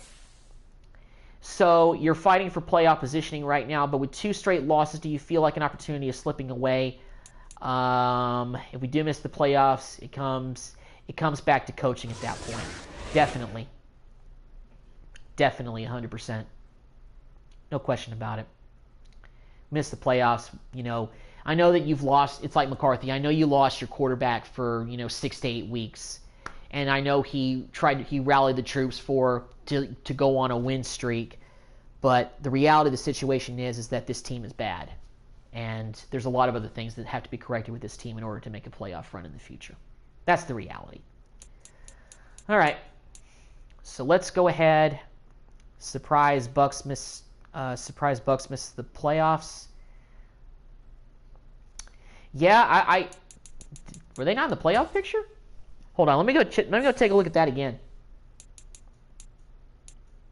Yeah, they're not in there because Carolina's the number 1 seed. My camera's covering up their logo in the top right corner. But yeah, Bucks must be. What record are the Bucks? Let me check I'll check that actually. See how the Bucks are doing. Let's go to the standings from this menu. It's a little easier to access. How are the... Oh my gosh, the Commanders are the best team in the NFL. The Washington Commanders are the best team in the NFL. How? I guess Carson Wentz being traded there actually was a realistic thing that helped them out in the video game world. Let's go to the NFC South. I want to see where the Bucks are. Bucks are 6-7. Ooh. I don't know what Brady's. Let's go to stats. Actually, I'm curious to see how Dak and Zeke are doing. Let's go to stats. Let's check and see how. I'll check on Brady's stats as well. Just out of curiosity. Okay, so Dak has passed for over 1,000 yards, 18 touchdowns, 3 interceptions. He's playing better than Cooper Rush. No doubt about it. Zeke has over 1,000 yards rushing. That's good. 212 attempts, 14 touchdowns. Might have a Pro Bowl season. Lamb and Schultz could possibly both have 1,000 yards at the end of the year, but I've already made my decision with letting go of Schultz. I don't think he'll be a Cowboy next year in real life either. But Lamb is doing pretty well. He's got 11 touchdowns. Jalen Tolbert has 11 touchdowns. He stepped up this year as a rookie so far, so hopefully that's a significant piece of the future for years to come. So not bad. So let's keep moving on. Playoff picture. Let's go ahead and advance. We're playing the Jaguars this week. The Jaguars are not too bad. They're 5-8, and we're going to Jacksonville to play against them. So let's see how we do against Trevor Lawrence and company.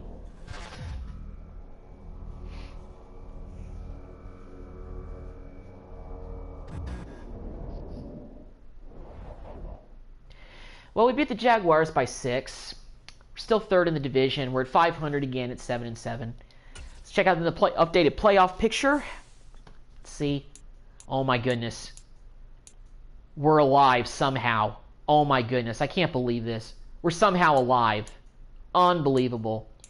Well, the Panthers have clinched a first-round bye, and so have the Chiefs in the AFC. So, wow, the Cowboys are still mathematically not eliminated yet. That's crazy. I would not expect this. Let's go back to the negotiating room and see if we can negotiate with anybody else. Let's just cycle through positions. Yeah, I don't think I'm going to bring back Dowdle. Noah Brown, no. Can't negotiate with McQuaid until week 17. I know he's a long snapper and he's technically listed as a tight end, but I think he's worth bringing back. Now, McGovern, I think I'm actually going to try to bring back for depth purposes. Nothing too crazy, though. Let's actually give him a 2-year offer. That's a good offer. Glad to get the deal done. Just because we need depth. We need some depth around here. You know, I'm just thinking ahead at least a little bit with, you know, bringing back McGovern. And he's still young and he can be developed as a backup behind, you know, backup for really behind, you know, Zach Martin. We only have 3 guards right now. Terrence Steele, like I've said, we're going to let him walk. Basham, we're going to let him walk as well. Same with Fowler. Hill, yeah, I'm still going to let him walk. Now, Luke Gifford. Damon Clark is going to be a decent player, I feel like, in the future for us once he's off the injury, so we're not bringing him back. And Bell, like I said, we're letting him walk too, because we're going to have Devin Harper for the future. So, yeah. CJ Goodwin, I'm also going to let walk as well. He's mostly a special teams player, but I feel like he's not worth it. We could bring back Maher, but I think I can find a better kicker in the offseason than him. And kickers don't really mean too much in this game. If you kick it accurately with your fingers, it goes in. I could do it. I could get a kicker that's like 65 overall, and we would still be okay. Let's go ahead and upgrade players, though. Let's take care of that. So that's good.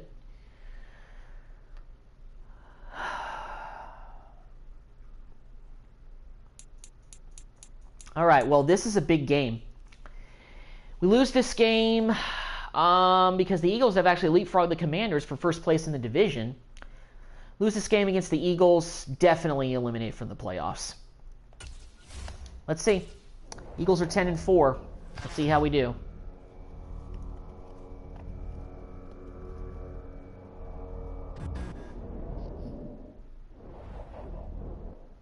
And we lost to the Eagles by 7. Check out the playoff picture. I'm pretty sure at this point we are fully out of it. Yep, we are. So the Eagles have clinched a first-round bye. They are the number one. So they are the number 1 seed in the NFC now. Panthers have dropped to number 2, and Commanders are still in there as far as division. And the Eagles also have clinched a first-round bye as well as Kansas City. So looks like the Eagles are going to be flying into the playoffs. Breaking out defensive linemen. Coach, I don't know if it's food for they're saying team cafeteria what, but I've been on fire recently. Last week was the best game of the season for me. One of those guys that can every week. Well, Tristan, you can say you want to do that, but we're not going to bring you back. We have better defensive tackles than you. You've been buried on the depth chart the last few seasons. Yeah, we're not gonna negotiate with players anymore because I think I brought back everybody I really want to bring back anyway at this point. Go ahead and just upgrade those guys. We got week 17 against the Titans. Obviously, we're basically eliminated from the playoffs. They're 10-5. We're 7-8. Let's go ahead and simulate the game against the Titans and get ready for our final game of the season against Washington. I am going to go ahead and play that game, and then I'm going to wrap up this live stream, and then the next live stream I'll get into the offseason. Actually beat the Titans by 6. That's pretty good. Message breakout player. Let's see. Who's talking to me now? Roll out the red carpet, baby, because I have arrived. Did you see me out there, Coach? I'm an anchor in this defense, man. All right. If you say so, Tristan. It's only going to be good for the last part of the season, so good luck. You're probably not going to be coming back anyway. Let's view the playoff picture going into the final regular season week. So Chiefs and Eagles have already clinched first-round byes. Got the Saints. It'd be the Panthers against the Saints at the season end today. 49ers taking on the Bucks. You are right. Bucks Skull Gang in the house. The Bucks are back in the playoffs, and they are the number 6 seed in the NFC. Still pretty low, but still. Packers will be facing off against the Commanders on the AFC side of things. The Colts are the number 2 seed.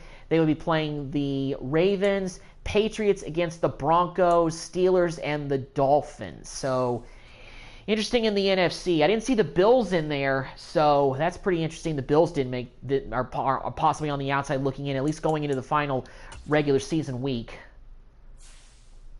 So let's go ahead and upgrade Hendershot and Hill. Hill's getting some speed boost the last few weeks, but it's not going to do him really too much in the offseason because I really don't think we're going to re-sign him. We just don't have the cap space, and I'm not interested in re-signing him. All right, play, manage team. All right, so we don't have any new injuries, do we? Let me go ahead and check injuries. See if we may need to arrest anybody. It's the final game of the season, so really no need to. So everybody else is, so everybody it looks like is healed. So Washington, Bond, Bunting, and Clark are going to be back for next season, as possibly as well as Tyron Smith. The only question I have about Smith is, does he retire at the end of the season? Will he retire, or will he come back for one more season and try to stay fully healthy? That's the question that I have. If he doesn't, we may kick our right tackle, who we traded from the Falcons, to the left tackle position because, like I said, I don't plan on bringing Jason Peters back because Jason Peters might also retire. So I'm not planning on bringing him back based on that scenario. Okay, so the Commanders are already in the playoffs. They really don't have too much to play for, but based on the way video games are, they're probably going to play their starters, including Carson Wentz. We're 8-8. They're 11-5. This is the final game of the regular season. They're playing at 1 o'clock over at FedEx Field. It's a noon game. It probably is a situation in real life. If this was the playoffs, they're probably going to rest their starters, but we're going to play our guys. We are playing our guys. This is the final game of the season for 2022. Unfortunately, Dak Prescott being injured, whether it's in real life or in this video game, for the foreseeable future based on the offense we had. And we didn't really make any trades to bring in talented players. So basically, in real life, the Dallas Cowboys are probably going to be having a season pretty much like this, except honestly, I think it's going to be a little bit worse. I actually don't even think they may climb to 500. Or if anything, they'll be very lucky to climb to 500. So, this is it. Final game for the 2022 Cowboys. We're playing against Commanders, 11-5. We're 8-8. We don't have anything to play for. They probably really don't have too much to play for, except maybe seeing in the playoffs at this point. But, we're going to go ahead and check it out. Let me check and see if their uniforms are all good. Yep, Commander uniforms are all good. Let's have fun in our final regular season game. Got Dak in there. We've got the whole gang in there. I haven't played with, the team fully in this live stream simulation. So, we'll see what happens with our final game of the season. We possibly could play spoilers. We win this game and Washington loses. Today, they may be on the outside looking into the playoffs. From FedEx Field in Landover, Maryland. It's week 18. If anything, we're just going to go out there and have fun. We may do just some crazy trick plays just to have fun to end our season.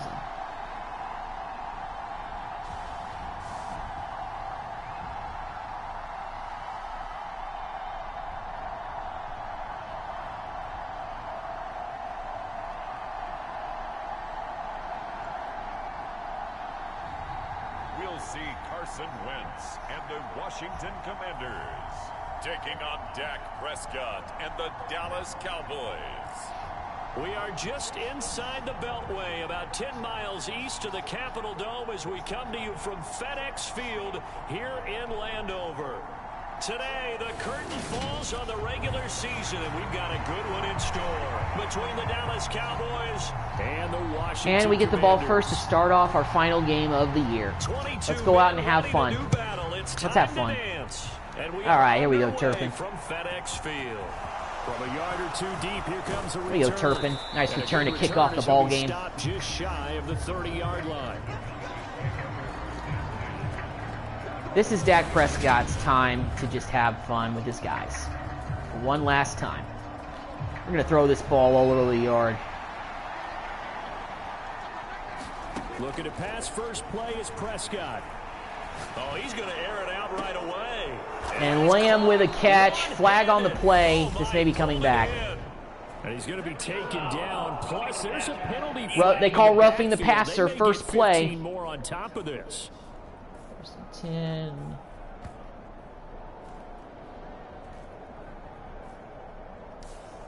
So a little extra on top of the big play there. And we get the big play all the way down to the 18-yard line. Ball is gone, and if you listen, officials will tell you ball's gone. Come on, Schultz. And he makes the catch, and he's into the end zone for the touchdown. Let's go. 2 plays, 1 touchdown, and we're already on top of the Commanders. And the Cowboys will jump. That's how you start off a football game. Score here this afternoon. Extra point by Marr, up and good. And it's now a 7-0 game. Well, they got the ball in great. Giving the Commanders a challenge. If you guys want to make the playoffs, you're going to have to earn it. The kick team out there for the Cowboys as they run up to send this one away. From a couple yards deep, he'll bring it out of the end zone. There you go, make that tackle. Let's go. Get him down right at the 25-yard line, so the same result, and he opted for the touchback. Well, we're all too familiar with this guy because he played with the Eagles for a few years. There's Mr. Wentz. Lost by 10 to them earlier in the season. We're out for some revenge today.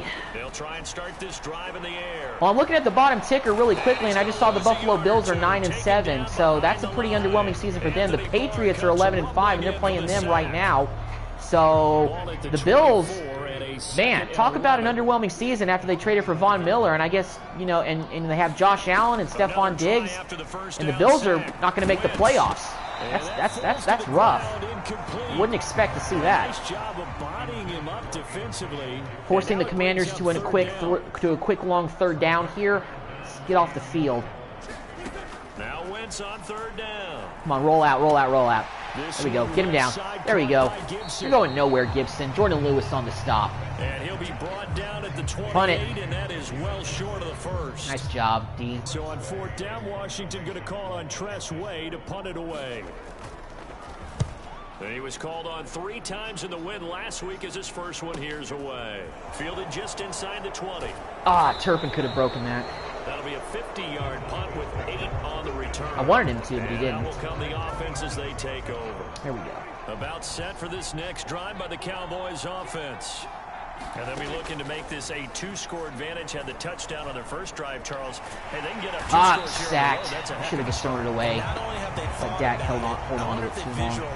I remember playing, and they used to turn the lights out in our meeting room and run through a situation like this and say, just think about what it would be like to be up on the road and take the crowd out of it. Maybe they did some of that. Oh, that was a bad decision. That was a terrible pick I just threw. And his guys are going to get the football at the 37-yard line. Line of scrimmage, the 37 on 1st and 10.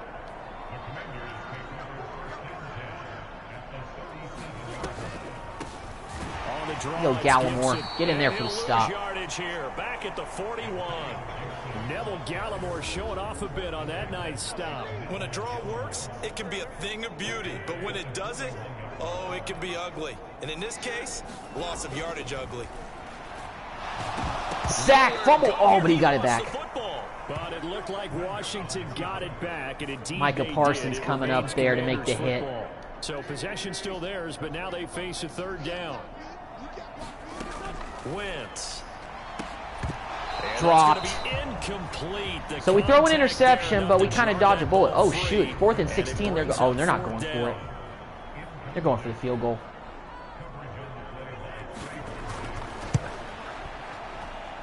And he missed it. So we throw a bad interception, but we dodge a bullet. Washington misses a field goal. At a 7-point game. So we're still up 7. Let's get Zeke going with the running game. From just inside of 70 yards, it missed, and now this offense set up nicely at midfield. Let's get Zeke going on the run. On first down, going to get about 3 before he's taken down. These two teams met in our nation's capital earlier this season with the Commanders picking up the win at FedEx Field. So they're looking for another win here in Washington to take the season sweep. There we go. Jalen Tolbert with the catch. Looking at that stat sheet, he's been doing pretty well for us, and I'm a little surprised. I'm a little surprised that Tolbert's done as well as he has in his rookie season in this mode. Crossing route, working from right to left across the field. And once you get defenders going in the wrong direction, it is awfully hard for them to pivot back. Just throw it away, Dak. Throw it away. And he'll toss this one incomplete. Seeing no options, he throws it away. 2nd and 10 now from the 27. Got Gallup back in there. Prescott now. Gallup, break off that route. First down, Gallup. Let's go. And he's going to be marked down just outside the 10. Now we're 1st and 10 at the 11. Up the middle, here's Elliott. And he is in. And another touchdown for Zeke. Let's go. Had on some more stats. He might be in the Pro Bowl this year. If he is, then he's basically played himself back onto this roster in a contract year. And the kick is good, and we are up 14-0 on Washington. Good, and that'll make the score 14-0. The kick team out there for the Cowboys as they run up to send this one away. And here comes a return from just beyond the goal line. And he'll get it up past the 20 to about the 22.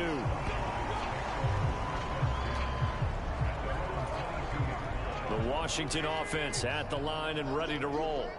Not only are they in search of their first score, they're in search of their first down in this ball game as they come up 1st and 10.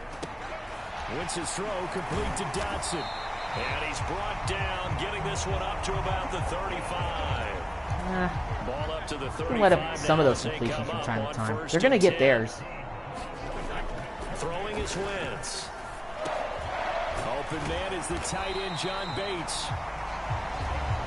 So the completion results there in 9 yards. And that'll give him a short yardage situation here for 2nd down. Straight ahead, Gibson. And he'll be brought down. I could get him. Oh, no, he got the first. 2 yards, good enough for a first.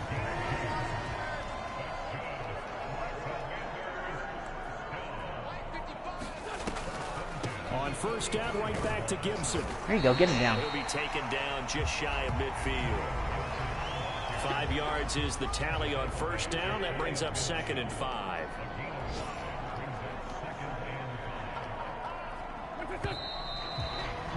Well, first quarter's over, and we've got a nice 14-0 lead over the Commanders.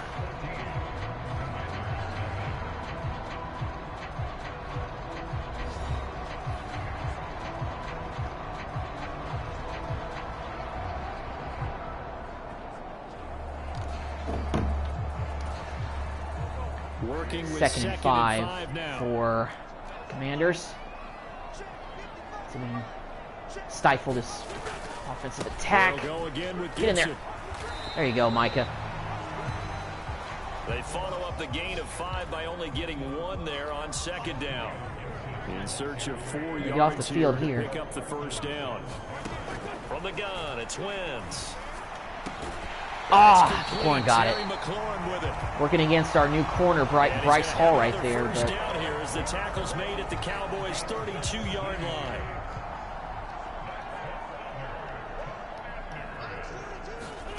Now Wentz. This one complete to Curtis Samuel. And he is out of bounds inside the 30.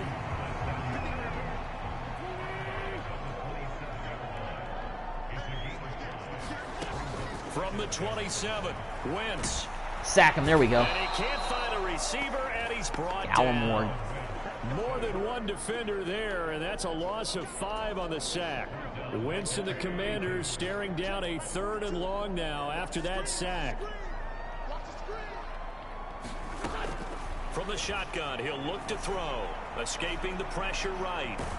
There you go, Micah. And they're going to get him down well short of the He ran for 3 yards, but it's 4th down. The decision to tuck and run gets him 3, but that's not enough. Now it's Another 4. field goal attempt coming. He missed earlier. I think it's 47. Sly able to put this Well, he got this one. So the Commanders do get on the board, 14 with a field goal. Still up 14-3. So Charles, they are on the board. So we're still in an okay position. 3 points, obviously not the start that you were hoping for, but come on, Turpin time. Off the scoreboard. Yeah, I guess what you're saying is a point of drive is not what offenses are striving for by any stretch. They're happy they've got 3 now. They hope that unlocks their offense for bigger points down the road. About set for this next drive by the Cowboys offense. The offense coming back out here. Plenty of energy, ready to roll, looking to just come on, Lamb. What they have been doing after scoring a touchdown. Go CD. Last time Let's go. And that's a great feeling to have on the sideline, partner. 116 for Dak in this first half. Pretty good start. Since they came off the field, I'll guarantee you all they want to do is get back out there because they know they have the upper hand on that defense right now. They'll give to Elliott, and he is going to lose yardage here. He'll lose a yard there, and it's 2nd and 11.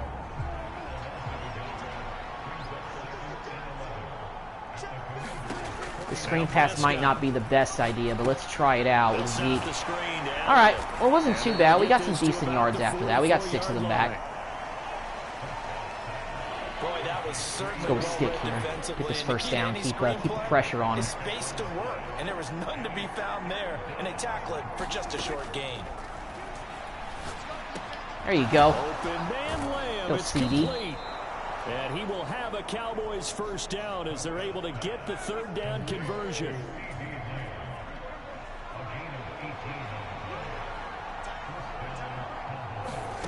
First down, Prescott. Flush to his right. Just throw it away. But the flag in the backfield. I think I did intentional grounding.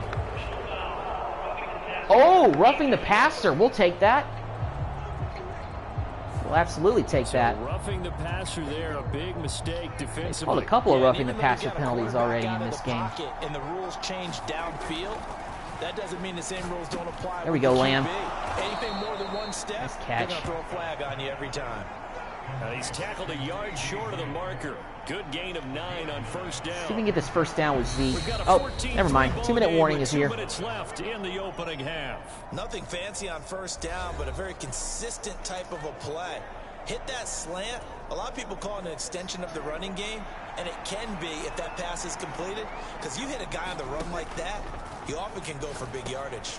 Touchdown to Jalen Tolbert. Cowboys. 2 first-half touchdown passes now for Dak Prescott. As his guys are able to We're dominating the Commanders in a game that they probably need to win to keep their playoff hopes alive. Playing spoiler here in D.C. I love it. At the very least, that's what I love to do. Play spoiler. We ain't going to the playoffs. Let's make sure they don't get in the playoffs. Or make it harder for their road to the Super Bowl. How about that? The kickoff unit is out on the field, and they will send this one away. And that'll carry over the back line of the end zone for a touchback. So it's all down to this, Week 18 on the NFL schedule. And that means that once we sort things out, we'll all be set for our second ever Super Wild. Pick. Let's go, Lewis. House it. Oh, still got a good return on that pick, on that interception. Let's go, Jordan. 17-yard line. We've seen a lot of We're already back on offense, looking to add more to the scoreboard. Yeah, they're certainly starting to pile up, aren't they? Because, let's face it, we expect a miscue here. Let's let Gallup get some. Down 3 scores and break that tackle down to the... Oh, they marked him in? Let's go, Gallup. From 17 yards out, and the Cowboys continue to pull away here this first half. I don't care that we're running up the score. We're taking out all our... Oh, they're reviewing the play. Look at this play with all reviews coming from the replay official here in the final 2 minutes of the half. The thing that they'll be looking at is a spot of the football, and this I think he was short. That's not a touchdown. To get exactly right. It's okay though. We're still down to the 1 yard line. Game's going, but just trying to get the right sight line to the football, that's not always easy. We'll see what they decide here. Yeah, he was short. That's okay though. Let's have Gallup finish it though. It's not in the game. Oh well. Let's run it in. Let's run it in. Actually, let's do this. Let's have fun out here. Now it's a bootleg with Prescott. There you go. Ferguson on the bootleg touchdown for the rookie. Touchdown. We're taking out all our frustrations of not making the playoffs on the Commanders. So this is what this is about right here. This is why a lot of play callers love play action in this spot. You just want to freeze the linebackers just for a second. Then you got a chance to get a quick pass into your tight end right behind them for a touchdown. Extra 28-3 in the first half. And the route is on here in this first half.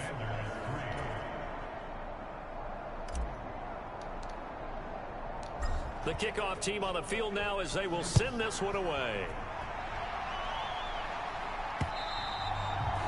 And this will be a touchback as that sails over the end line. A look at Washington as they come onto the field. And for this offense, Charles, well, they better look for some answers now. Here to put something together on this drive, because remember last time out they threw the interception nope, on the very incomplete. first play. And you can't afford to let this defense keep building any more momentum. They're playing awfully well, and they're awfully confident right now. To me, it's time to attack and take some of that momentum back. But make sure you're selective in doing so. Diggs saying, nope, no completions against my side of the field today. The ball leaves your hands. So back-to-back incompletions, and that has them staring at a 3rd and 10. They'll try the left side with Gibson. And this no chance, Washington. He stopped well short of the first down. Surprised they weren't more aggressive. Although they get the ball, I think, to start the second half, so that's why they're going with the conservative approach. Situational football. Let's just call it team football. The defense did their job, got off the field, brought the punting situation, so they're turning the ball back over to their offense. You think those guys will get along very well right now? Of course they will. Defense helped the offense. Might have been a holding on the return. To take it downfield.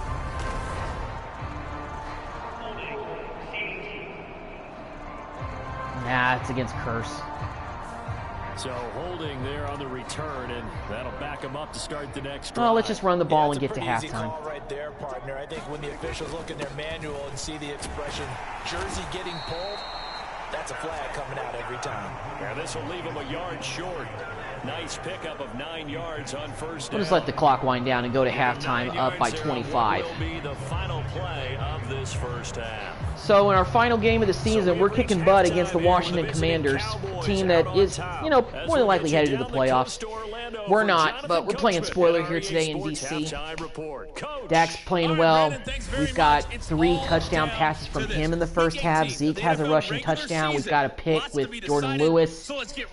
And we're just dominating Washington. Financial Field in Philly. And it's the Giants who are out in front in the second quarter. Ooh, well, that's pretty bad for the Eagles because right now they're the number one. They're number 1 in the division.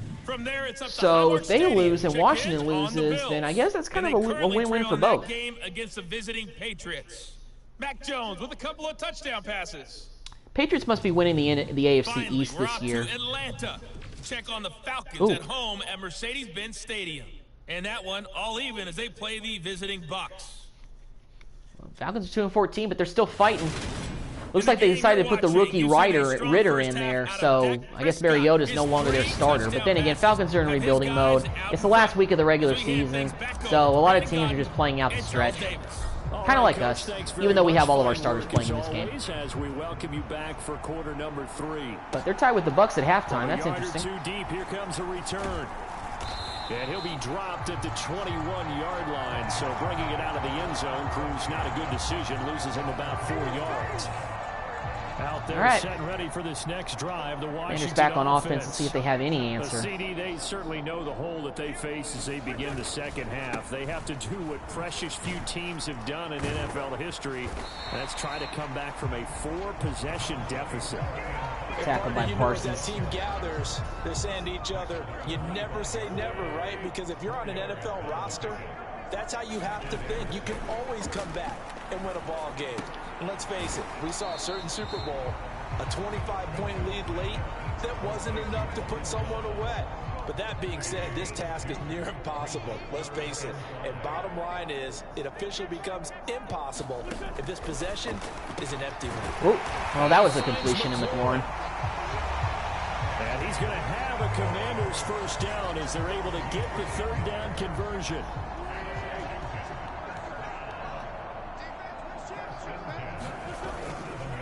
A give up the middle to Gibson. And this winds up a gain of 4 to the 41. Now that ground game just continues to struggle to really get any momentum in this ball game, Charles. And I mean, you're at the point here, third quarter, down 4 scores, probably going to have to. There you go, Gallimore. Get through there and make the tackle. No question about it. So that's your only chance, your only opportunity. But think of the pressure you just put on your offensive line, because if you're a pass rusher, you're not even thinking about them running the football. All you're doing is getting into that sprinter stance and going after the quarterback. From the gun on third down, Wentz. You get that? Thomas. No, he's short by a few inches. Think he got there. No. Nice tackle by Hall. He's short by maybe a foot, maybe. And they're punting, I guess. Inches. Here's Tressway now, as he'll kick it away for the second time. And he gets it away, a directional kick going toward the sideline. And no return here. Where will they spot it? They say just outside the 20-yard line. About set for this next drive by the Cowboys offense. Now, the first half definitely went their way, and this would seem to be a great opportunity to kind of put this game closer he's thrown kind of behind Schultz. Yeah, and it's not the best pass. Opportunity for them, because if they can add 7 more to their lead before the other guys even see the football, that could be the decisive blow in this game. I think that's how they're eyeing it. There goes Zeke. That's how they're approaching it. A good day running the ball. Well, not the best. I mean, he's only got 5 carries, 33 yards. I would probably let him run the ball a little bit more in the second half. Inside 4 minutes to go, third quarter.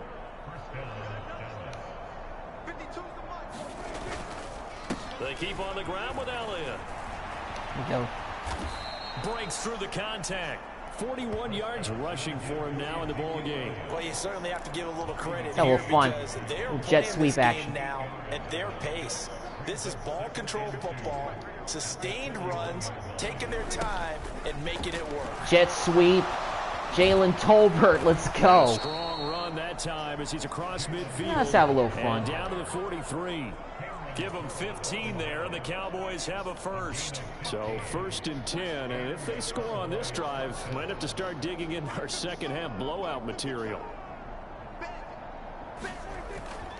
The give is to Elliott. He's still going. He's taken down inside the 30. 15 yards last play and 15 yards Zeke's here this today.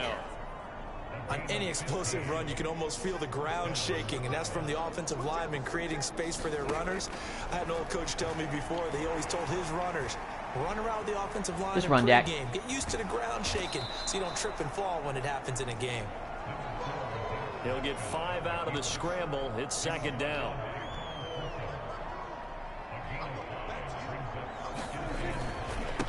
Now Elliott. And on this one, he'll get to the 15, right at the 15-yard line. That one, a first down pickup of 8. Looks to me like maybe there's a little attrition setting in with this drive, because when you see that type of a run, I get the feeling the defense getting a little bit tired. And that's the last thing they need, especially when they look up at the that was a bad throw. Looking end zone, but it's incomplete. In the third quarter here in D.C., a 2nd and 10 upcoming. Here's Prescott. And Gallup, make that catch. Throw right side, first down. Taken in by Gallup. And the Cowboys are going to have a 1st and goal coming up as the tackle made at the 3-yard line. Let's let it wind down to the end of the quarter. Still up 28-3 going into the final quarter of our season. Commanders have had no answer for us offensively, defensively. Nothing. No, let's not do that. Let's go with a power O. I don't want to have the fullback carry when the fullback's a tight end. Around the corner, touchdown Zeke. Cowboys. Just power football there, down near the goal line. Give it to him. He's able to push his way across. Yeah, they went heavy there. Sometimes you have those big offensive linemen come in, have to report like they're eligible, but all they're doing is getting a good stance, blocking, and getting their runner across the goal line. Extra point by Marr, up and good. And this one was over a while ago as they just add on to that big lead. The kick team out there for the Cowboys as they run up to send this one away. And they will not get a chance to return this one as it's through the end zone for a touchback. The Washington offense at the line and ready to roll. Well, it's been a struggle so far for this offense, Charles. It's not only that they haven't been able to put the points up, but really stringing yards together has been a real issue for them in this one. I'm so glad you brought up the yardage because I was thinking to myself, we've seen a lot of NFL games and we've seen our share of lopsided contests, but in almost all of them, both offenses have put up at least 200 yards in a game, but not in this one. This has been a display of offense that, frankly, what's the flag for? The two of us have watched from behind our hands, trying to spread our fingers wide enough to actually see the result. Oh, roughing the passer. Jeez. Well, so roughing the passer penalty, never one that you like to see. RTL Carl, LOL. What's up? What's up, man? How you doing? Welcome to the chat. And we know they'll be here. There you go. Nice sack, Parsons. Anywhere to go with it, and he goes down. Micah Parsons picks up his second sack of the afternoon. Now, following the sack, they'll look to make amends on a 2nd down and 17. Wentz going to throw. Oh, terrible throw by Wentz. He's trying to get it to Terry McLaurin, and that takes us from 2nd to 3rd down.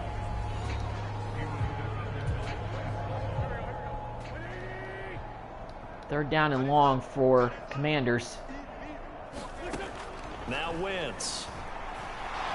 Get him down. Sack him. There you go. He will go down. A Cowboys sack. Now we get a stoppage because, as you can see, a member of the Commanders in some obvious discomfort. Now, this is just the last thing you want to see in the final week of the regular season. Well, I hope he's okay. 4 down territory for him.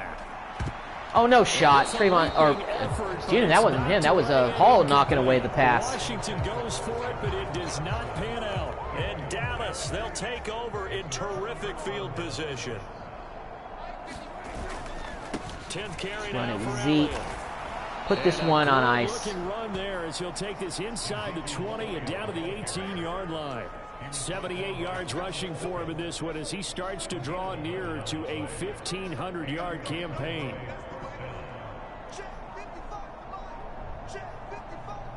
See if we can get him to 1,500. Probably can. Keep just running the ball. We're just trying to really chew up a lot of the clock at this point. We're going to win this game. Total domination in our final game of the regular season so far, and then I just love to see it. Not going to the playoffs, so least we could do is play spoiler to a team that's trying to fight their way into those wild card rankings.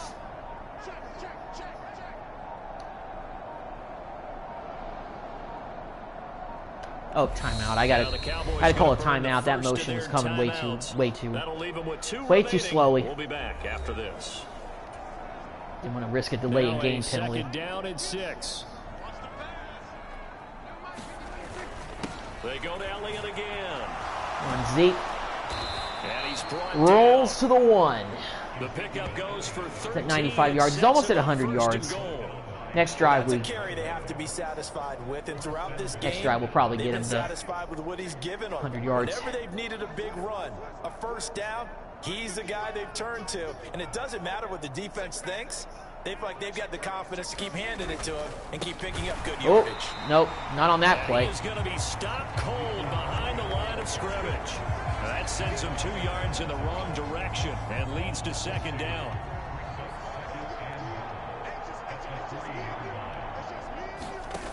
Out of the gun, here's Prescott. Come on, Tolbert.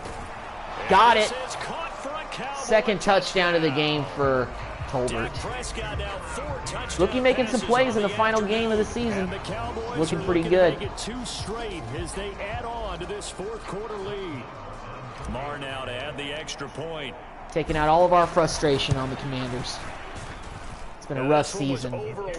Dak being lost with a thumb injury. So that drive spanned 5 plays. And it was finished off by a Jalen Tolbert touchdown grab. The kick team out there for the Cowboys as they run up to send this one away. And this will not be returnable. It's out of the back of the end zone for a touchback. Out comes Washington's offense as they get set to take over here. Well, we said it at halftime that they would need a nearly perfect second half to erase that deficit that they were facing, CD. But unfortunately, the second half has pretty much been a carbon copy of the first. Yeah, that early lead was almost insurmountable the way their opponent was playing. And, partner, they do have some good news, though. This one is getting close to being over, and they can try and hit the reset button starting tomorrow. Looking middle, and it's incomplete. At this point in the game, they've got to continue to try anything they can. They're still working at it, even though this one feels like a lost cause. Throwing again on 2nd and 10. Wentz. Nice tackle. It's just a gain of a couple there on the scramble, and now it's 3rd down.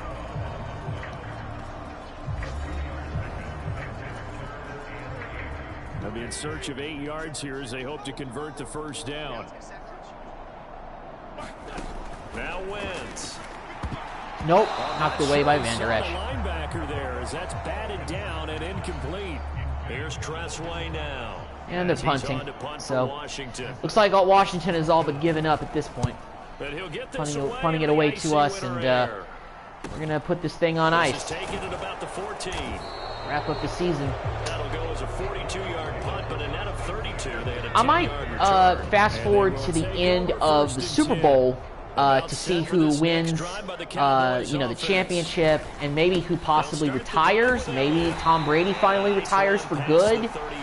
Maybe, like I said, we have possibly Tyron Smith, and maybe Jason Peters decides to retire, so obviously we can't bring him back.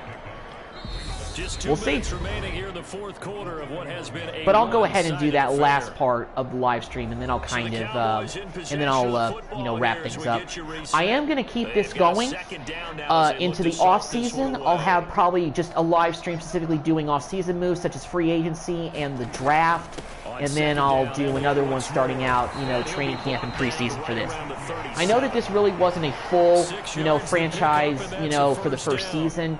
But really just kind of wanted to see, based on the way the Cowboys are in real life, if they could make the playoffs with Dak being out for a lengthy period of time.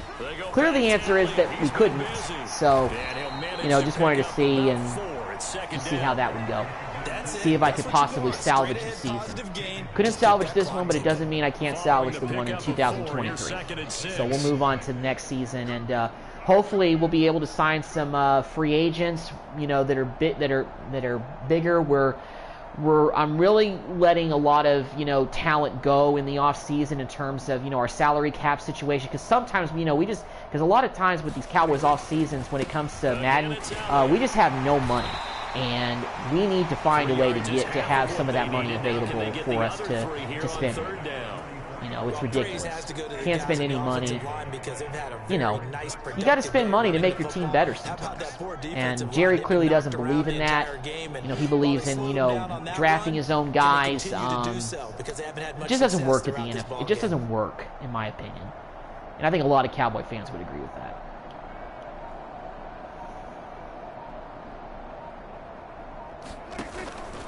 They'll try and run for it with Elliott. Another first down. As he's up to the this game has all been wrapped up, but it's really been all but wrapped up for a long time now. So we tacked on a few more touchdowns in the second half. Washington didn't do anything offensively. We really, I think, feel like we took the air out of the building with the very first long pass completion we had down the field, and we scored in 2 plays on our opening drive. No resistance from Washington's defense, no punchback from their offense whatsoever. Zeke had a good game. Dak had a good game. Jalen Tolbert had a good game, 2 receiving touchdowns in the game. And that's going to end our regular season. So we're going to finish over 500, so that's good, especially considering the fact that we were 2-5. So, for the year, the final tally 9-8. And that is maybe not exactly what they were hoping for, but a better than average season nonetheless. Meanwhile, for Washington, the loss could be an impactful one as they'll finish at 11-6 on the year. And it's going to be wait-and-see time as they figure out their status for the upcoming playoffs. So we'll see if Washington makes the playoffs or not based on the fact that we beat them. Let's go over the stats really quick. Dak Prescott, QB rating of 121.5, 13 of 18, it looks like, for $185. He had 4 touchdowns. He did have an interception. Not very impactful, though. Zeke, I think, possibly cracked 1,500 yards this season, which is better than what he's done in years past. So I think he's played his way into remaining on this team for at least for next year and maybe a few more years to come. 18 carries, 117 yards. He averaged 6.5 yards a carry. 2 touchdowns. Good day on the ground for him. Receiver, CeeDee Lamb, 4 catches, 89 yards. Didn't have a touchdown. Jalen Tolbert actually had the most touchdowns of anybody. He had 2 touchdowns. Jake Ferguson had 1 catch, but it went for a touchdown. And Schultz had 1 catch for a touchdown as well on the opening drive. And I like the fact that I got Ferguson involved a little bit later in the game because, like I said, it's really looking like that we're going to let Schultz walk in the offseason.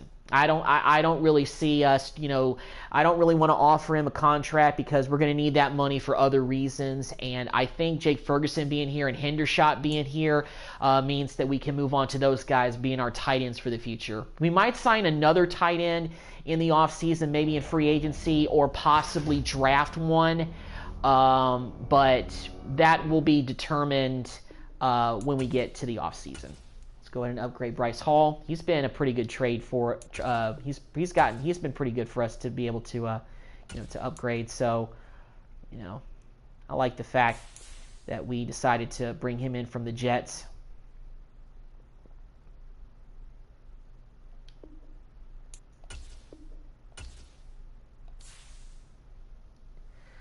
All right, so that's the end of the regular season.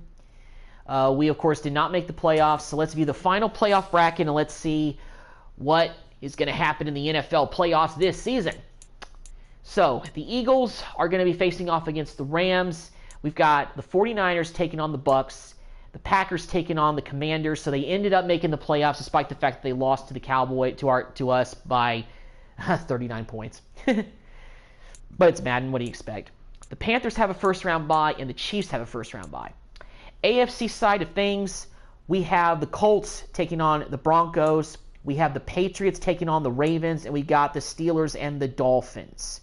So let's go ahead and kind of look through the rest of the season, fast forward kind of through the playoffs, and let's see what happens.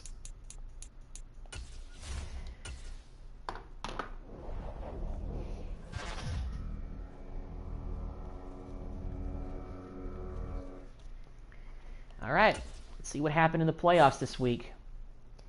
So we have the Chiefs. So the Colts beat the Broncos. Patriots lost to the Ravens. Steelers beat the Dolphins. So we've got, for the divisional round in the AFC, Steelers versus Colts and Chiefs versus Ravens. Interesting matchups right there. The Eagles beat the Rams, so the Rams will not repeat as champions this year. There will be a new champion in the NFL. And the Buccaneers manhandled the 49ers. So Tom Brady, still at 45 years old, still kicking it and doing big things for the Bucs in the playoffs. And the Packers beat the Commanders handily. So in the divisional round, we've got the Packers against the Eagles in Philadelphia. And we got an NFC South matchup with the Panthers hosting Tom Brady and the Bucs. So let's see what happens and who advances to the championship games, with the winner going to the Super Bowl in both of those matchups.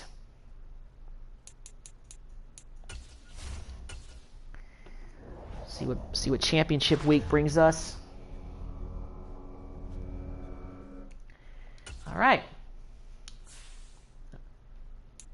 Chiefs beat the Ravens. Steelers beat the Colts. So we have the Chiefs and the Steelers in the AFC Championship. That's pretty interesting. So Patrick Mahomes against, I assume, Mitchell Trubisky. at quarterback for the Steelers. Man, Ben Roethlisberger leaves in the next year. The Steelers are playing the Chiefs to get in the playoffs. This time it's for the AFC title.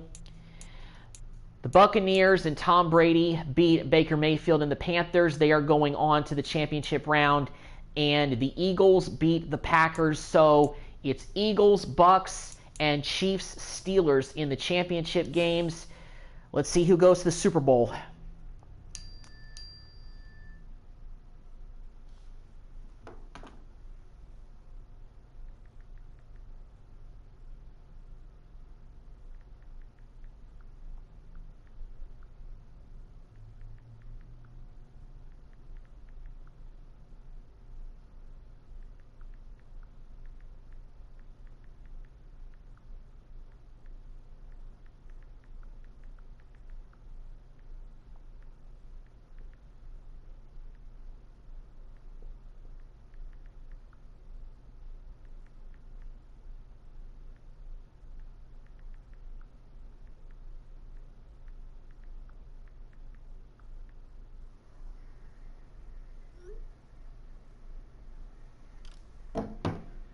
Sorry, I had to answer a work text.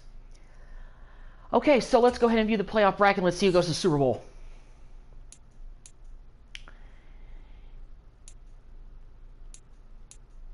Oh, I didn't advance yet. Whoops. Sometimes when you get distracted. All right, so let's see. Okay, well, let's advance to Pro Bowl week first. Do we have any Cowboys that made the Pro Bowl? Zeke and Dak might have made it. I don't know. But let's see. Let's see who made the Pro Bowl. Ooh, we can actually play the Pro Bowl. Well, that's interesting. Let's view the Pro Bowl roster first. All right, so for the NFC side, we've got Brady, Mayfield, Wentz, McCaffrey. Zeke did make it, representing our squad. Aaron Jones, Ham. I don't know who Ham is. Juszczyk, Cooper Kupp, Godwin, Thomas, Evans, Jefferson, McLaurin, Cook, Tonyan. Dalton Schultz made the Pro Bowl. Wow, Dalton Schultz is a Pro Bowler. Unfortunately, I still stick by what I say. Not worth the contract. Any linemen make it? Zach Martin made it. Zach Martin's in the Pro Bowl. So far we have Zeke, Schultz, and now Martin. Let's see who else. Do we have any defensive players make it? Van Der Esch made the Pro Bowl. Wow. So despite finishing 9-8, we've got quite a few guys representing us in the Pro Bowl. Looks like Parsons didn't make it. But we've got quite an interesting squad representing us in the Pro Bowl this year. So pretty interesting. But who made it to the Super Bowl? Let's see who made it to the championship. Eagles, Chiefs. Wow. Eagles upset the Bucks 28-24, all but likely sending Tom Brady into retirement, I hope, for the sake of every football fan out there who can't stand the Patriots or the Bucks. And the Chiefs beat the Steelers by 3. So it's Chiefs versus Eagles in the Super Bowl. Patrick Mahomes against Jalen Hurts. What a matchup. Should make for a very interesting Super Bowl. I knew the Chiefs would probably make it back, but the Bills didn't even make the playoffs, so pretty ironic for this mode. Not really interested in playing the Pro Bowl. I mean, as much as I want to control, Zeke and have him get the MVP. Let's just go ahead and advance the week. Let's go to the Super Bowl.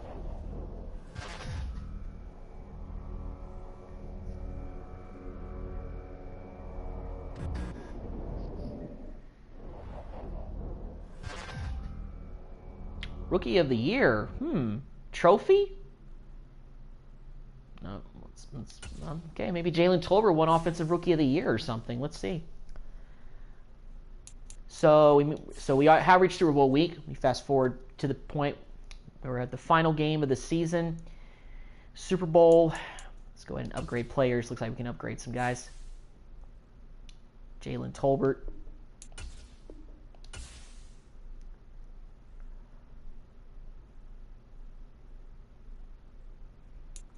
Let's go to yearly awards, and let's see if anybody picked up any hardware. So, MVP. So, let's see. Awards. So, Patrick Mahomes won MVP of the league. Jalen Hurts came in second. Wait, Offensive Player of the Year, excuse me. So, okay. MVP goes to Mahomes. Coach of the Year goes to Matt Rule of the Panthers. So let's go to the AFC. Offensive Player of the Year goes to Derrick Henry. Defensive Player of the Year to Khalil Mack. Offensive Rookie of the Year, Breece Hall. And Derek Stingley Jr. wins Defensive Rookie of the Year. Best quarterback. Yeah. Let's go ahead and go to the NFC side and see if any Cowboys did anything. Prescott finished 6th for best quarterback. Best running back. Zeke finished 2nd behind McCaffrey. Best receiver. Lamb finished 8th. Tolbert actually finished 7th ahead of him, so pretty interesting. What other awards? Best O-lineman. Zach Martin, let's go. Defensive lineman. Parsons finished 9th in best linebacker, so he must have had kind of a down year when I look and say, when you look down to the end of it. Best kicker, do we even have... Yeah, we didn't have... Offensive Player of the Year goes to McCaffrey. Zeke finished 5th in that. So, pretty decent. Defensive Player of the Year. DeMarcus Lawrence was close. Offensive Rookie of the Year. So, Jalen Tolbert did win Offensive Rookie of the Year for us. Woo. What a great accomplishment. So, Jalen Tolbert, I think, is going to end up being a key piece for this team in the future based on him winning Rookie of the Year in his first season. So, pretty good. So, view yearly awards, manage staff.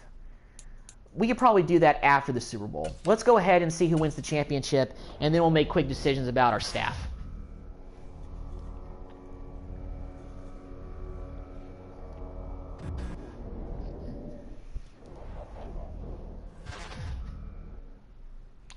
All right, season recap. Chiefs beat the Eagles 38-14. Patrick Mahomes won MVP, and the Chiefs have won their 3rd championship in franchise history. How about that? So the Chiefs finally managed to get it back to the Super Bowl and win it. So let's go ahead and upgrade players for the last time. These are practice squad guys that we all have, so we'll go ahead and upgrade all of them, but I don't think we'll be bringing any of these guys to the roster. Could be wrong, but we'll see. Just finish that. All right.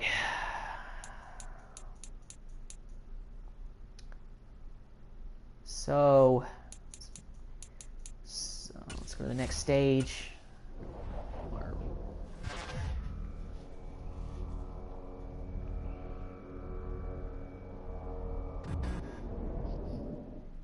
Can I view retirements, though? I want to see who retired. All right, here we go. Retirements. Let's see who retired. Did anybody retire from us? Let's see here. Let's go to the NFC. So Jason Peters is retiring. I'm glad I decided not to resign him. I figured he was going to retire. Can we go to the Bucks? Did he retire? Tom Brady retires after 23 seasons. Oh. And so does Julio Jones. So Tom Brady is done. Tom Brady's no longer in the NFL.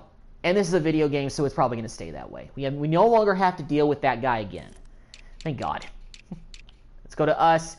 So Jason Peters is the only player on our roster who retired. I mean, he's 40 years old. That's why I didn't re-sign him. The good news is it looks like Tyron Smith did not retire, so he will be back next season fully healthy. So that's good news. So we're able to keep Tyron Smith for hopefully at least one more season. And this is the last opportunity to negotiate with any players before we let them walk. However, like I've said, I've made that decision to let everybody pretty much walk at that point. And that's going to do it for this live stream, guys. We have fully entered into the off season. Probably going to make some staff moves the next time I do a live stream, but thank you all for checking out the live stream. Shout out to Bucks Skull Gang in-house, and also thank you for subscribing to my channel, man. I greatly appreciate it and the support. Shout out to RTL Carl for checking out the live stream. Thanks very much for checking it out. Hopefully I'll have another stream soon, moving on to this Cowboys franchise off season. Hopefully we get some good draft picks, sign some free agents, might make a coaching change, but we'll wait to see what happens with that. Thank you very much. In the meantime, this has been your boy Maitland, and I'm out. Y'all have a great rest of your Monday.